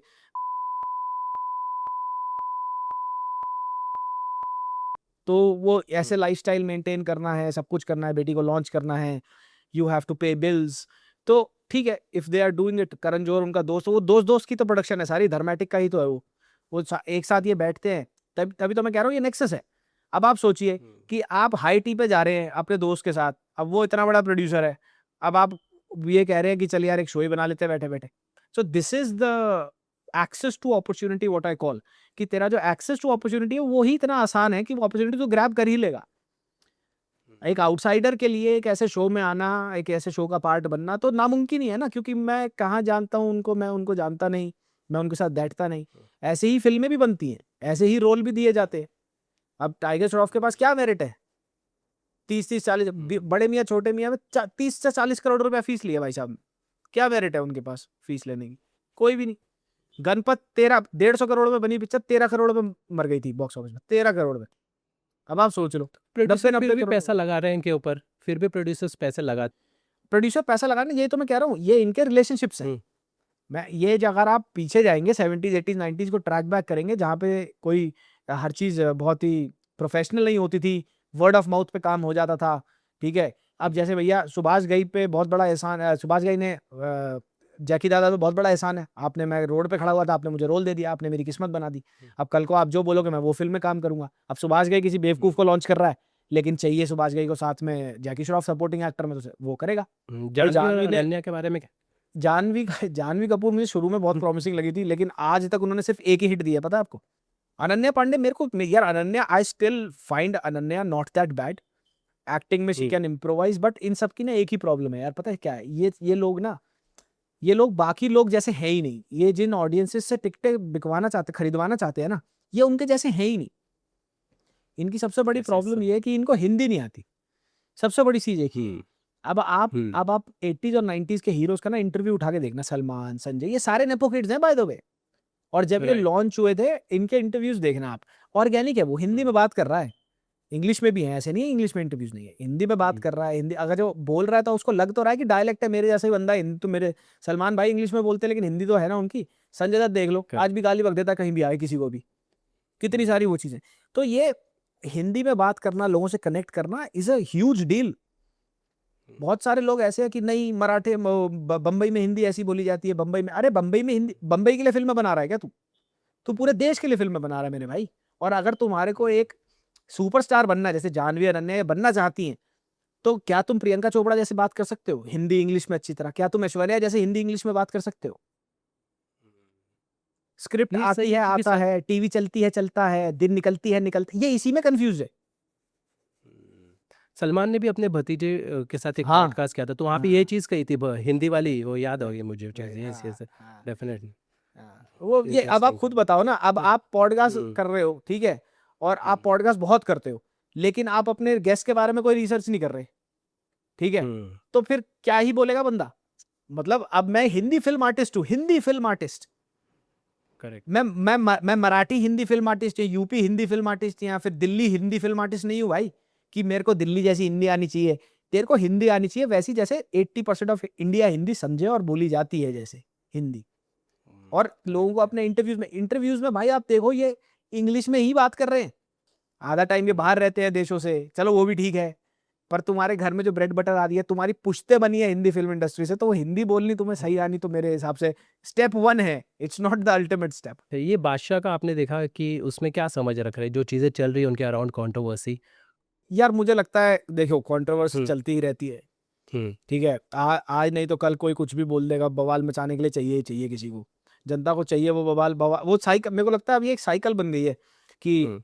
अगर आप कुछ भी कर रहे हैं, कुछ भी कोई भी कुछ बोल देता है तो उसका बवाल बना दिया जाता है। जो बादशाह भाई वाला जो भी सीन हुआ था हम्म। पूरा का पूरा, हम्म। उसको लिया गया आड़े हाथ, एक तरह से ठीक भी है कि भाई थोड़े रिस्पॉन्सिबल लिरिक्स होने चाहिए, थोड़े चीजें होनी चाहिए, but then again you would have to look at it कि वो पीजी कितना है वो गाना, आप हम्म। कितना कर, अब वही वाली बात है ना कि अगर लोग कहते हैं कि भैया जैसे ध्रुव राठी साहब कहते हैं कि एनिमल जैसी फिल्में बच्चों को खराब कर देती हैं, पहली बात तो बच्चों के पास एक्सेस कैसे है उस फिल्म का, as a parent you are failing there, इस हिसाब से तो भाई फिर कुछ बनना ही नहीं चाहिए, तो दूरदर्शन लगा वापस पहुंच जा ना 89 में ग्लोबलाइजेशन से पहले, राइट।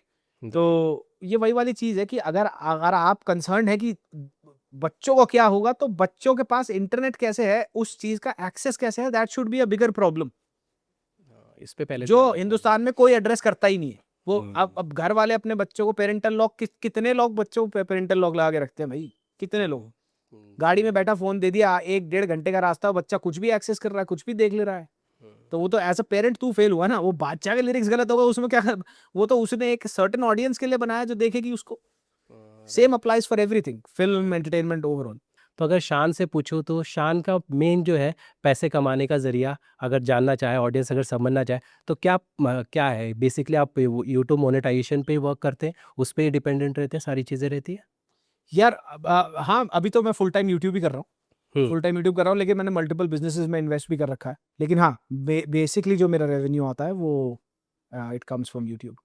ओके, तो तो ये आज के टाइम पे भी यूट्यूब इतनी पावर रखता है, जैसे लोग समझना चाहते हैं कि मोनेटाइजेशन काफ़ी गिर गया है, अब व्यूज़ पे उतने नहीं पैसे नहीं नहीं। नहीं, ऐसा हाँ? कुछ नहीं है, वो हम्म। फिर तुम्हें कंटेंट नहीं बनाना आता, हम्म। वो ये मैं बहुत लोगों से सुनता हूँ कि यूट्यूब इतना पैसा देता है, उतना पैसा देता है, वो you don't understand then how YouTube works, to be very honest. अगर आप अच्छा कंटेंट बना रहे हैं, आपके पास क्लिक थ्रू अच्छा है, आपके पास ऑडियंस रिटेंशन अच्छी है, मैं ब्लेस्ड हूँ कि जो मेरी ऑडियंस है वो बहुत अच्छी है, वो जो 5.5 लाख के लोग के करीब है, तो मैं एवरेज बहुत अच्छी कर लेता हूँ हर वीडियो पर, हमारा वॉच टाइम अच्छा आ जाता है, तो वो मैंने ओवर टाइम कमाई है, और those guys are very very good guys, कि वो देखते हैं जो मैं डालता हूँ मोस्टली। तो देखिए रेवेन्यू साइकिल हर बिजनेस की तरह होती है, यूट्यूब में भी होती है, but at the same time जैसे आपको बिजनेस में अपने काम में अपने आप को चैलेंज करता रहना पड़ता है, ऐसे ही आपको यूट्यूब कंटेंट क्रिएशन में भी चैलेंज करना ही होगा अपने आप को। You would have to build your own space, तभी मैं कहता हूँ किसी को मिमिक मत करो, किसी की देखा देखी कुछ मत करो। ये एक्सपोज वीडियोस बनाने का आजकल बहुत स्टाइल चला, बहुत पुराना है, लेकिन वही 2 एक्सपोज वीडियो बनाते हैं, तीसरी वीडियो से चैनल डेड हो जाता है, कोई देखता नहीं है।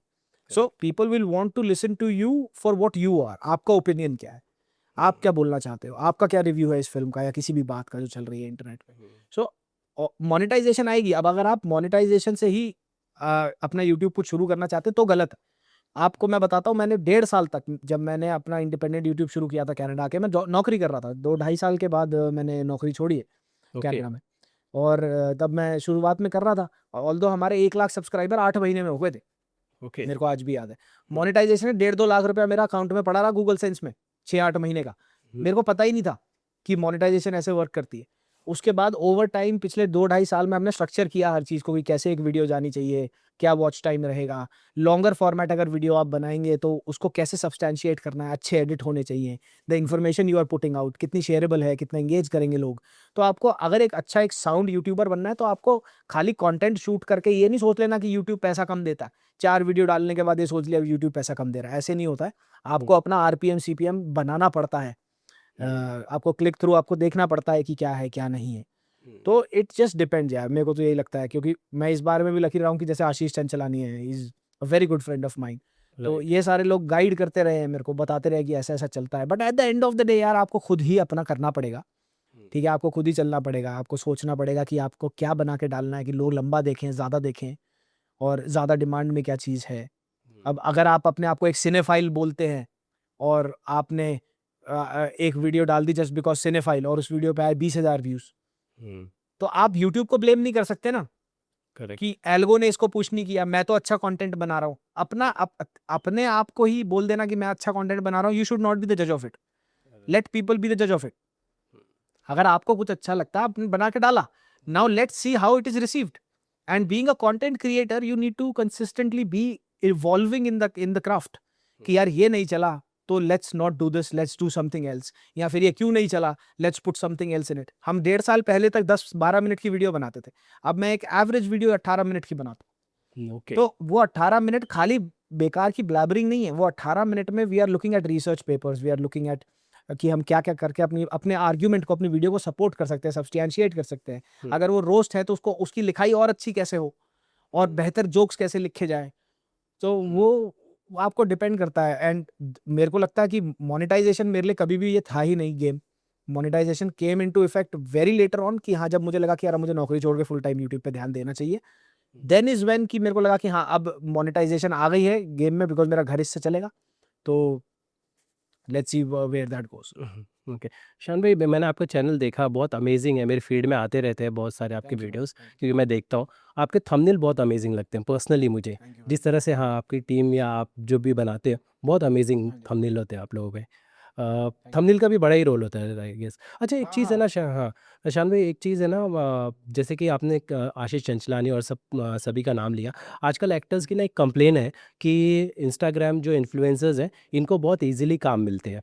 ये बहुत ईजिली इन्होंने एक लंबी चौड़ी ऑडियंस जनरेट कर ली अपने कंटेंट से, और अब ये किसी भी प्रोजेक्ट में बहुत ईजिली इनको कास्टिंग मिल जाती है और वहीं पे टैलेंट को सपोर्ट नहीं किया जाता। एल्विश यादव हो गए, जिस तरह से उनको बैक टू बैक काम मिल रहा है, क्या समझते हैं एल्विश यादव के राइज को? आप देखते हो तो क्या समझ रखते हो? यार पता है ये ना जनरलाइज स्टेटमेंट है। मैं आपको एक हुँ, बात बताता हूँ, हुँ, बहुत सारे इन्फ्लुएंसर्स को नो डाउट आप आजकल ओटीटी में देख लोगे, इधर उधर देख लोगे, लेकिन इनमें से कितनों का एक्टिंग करियर में लॉन्जेविटी है। 2 प्रोजेक्ट में आ जाएंगे, 3 में आ जाएंगे, 4 में हुँ, आ जाएंगे, इससे ज्यादा नहीं हुँ, आते। एल्विश एक हुँ, एक्सेप्शन है क्योंकि एल्विश की रीजनल ऑडियंस बहुत बड़ी है। हुँ, जैसे अमित बडाना था एक, अमित बडाना की रीजनल ऑडियंस बहुत बड़ी है, तो लोग उनको अगर देखना पसंद कर रहे हैं तो प्रोड्यूसर पैसा लगाएगा वहाँ, हुँ, राइट। लेकिन एल्विस जैसा दूसरा एग्जाम्पल बता दो जो बहुत जबरदस्त तरीके से इन्फ्लुएंसर हो और हर दूसरे उसमें रोल कर रहा हो, कोई भी नहीं है। प्रॉबली एक और आपको मिल जाएगा। हुँ, अभी भी अगर आप ओटीटीज देखेंगे तो अभी भी 95% of the cast is very good actors, हुँ, जिनका काम ही, प्रोफेशन ही एक्टिंग का है। तो एक चीज है, मैं ये मानता हूँ कि मैंने भी सुना है काफी कास्टिंग डायरेक्टर से ये बात, हुँ, पर्सनली भी मैंने काफी कास्टिंग डायरेक्टर से बात करी है। तो आजकल कुछ 2-4 चेहरे लोगों को ऐसे चाहिए अपने शो के अंदर जो जाने माने हों, लेकिन मुझे नहीं लगता कि उन चेहरों के चक्कर में कोई पुल आता होगा, to be very honest. Okay, कि अगर ये बंदा है तो मैं जाके देखूंगा ही। अगर लेट्स से कोई 50 मिलियन की फॉलोइंग है किसी की, वो किसी शो में आ गया, हुँ, तो उस शो के वो 5 एपिसोड्स में 8 में से, तो ऐसा नहीं होगा कि उस शो के 5 एपिसोड वो उसी बंदे की वजह से चल रहे हैं। अगर कहानी अच्छी होगी, सबकी एक्टिंग अच्छी होगी, तो वो शो चलेगा, हुँ, मेरे को ये लगता है। हुँ, तो ऐसा नहीं है कि अगर एल्विश ने अपना पैसा बनाया, अपना नाम बनाया जो भी यूट्यूब से, फिर वो ट्रांजिशन किया रियलिटी शोज में, आज भी वो रियलिटी शोज में ही है। हुँ, ओटीटी में तो मुझे कहीं नहीं दिखता वो कि ओटीटी में आ गया और उसने ओटीटी को कैप्चर ही कर लिया हो आके, जैसे नेपो किड्स ने कैप्चर कर रखा है इंडस्ट्री को, प्रोजेक्ट्स को कैप्चर कर रखा है। ऐसा मेरे को नहीं लगता कि इन्फ्लुएंसर्स का, इनफैक्ट अगर इन्फ्लुएंसर्स को ओटीटी पे आने का मौका मिल रहा है तो वो मिलना चाहिए और ज्यादा, क्योंकि यू नेवर नो कि अरे बहुत अच्छे अच्छे इंस्टाग्राम पे क्रिएटर्स हुँ, हैं यार, they are fantastic actors. There is a guy called Rajan, वो क्या एक्टिंग करता है भाई वो। There is a guy called Sonti करके, वो दारू पीने वाले अंकल की एक्टिंग करता है। हुँ, मैं अपने 2 शोज लिख रहा हूँ for the biggest OTTs in India, वो शोज भी आएंगे मेरे, तो हम उसकी कास्टिंग के ओके, लिए इन सबको शॉर्टलिस्ट कर रहे थे, देख रहे थे कि हुँ, क्या किस-किस से क्या-क्या काम करा सकते हैं। They are fantastic talents. अब लेकिन अगर कोई ये बोल दे कि अब कोई एक्टर आ जाए जिसको बेचारे को काम नहीं मिल रहा, लेकिन वो ये बोल दे कि इन्फ्लुएंसर को काम दे देते हैं मेरे बजाय, हुँ, तो कुछ केसेस में होता होगा, I am pretty sure, but not a 100% cases. Hmm. Okay Shaan भाई, काफ़ी हमने बातें की। इज़ देयर एनी पॉइंट, ऐसा टॉपिक जो मुझसे मिस आउट हुआ, हम डिस्कस कर सकें? अरे नहीं, नहीं, इट वाज़ ग्रेट यार, आपने पूरी रिसर्च करी, आपने पूरी सही चीज़ों पे बात करी। हुँ, अच्छा लगा आपके साथ बैठ के, बहुत अच्छा लगा मेरे को। Thank you for having me यार। ओके शान भाई, thank you so much, all the best. Thank you. Thank you.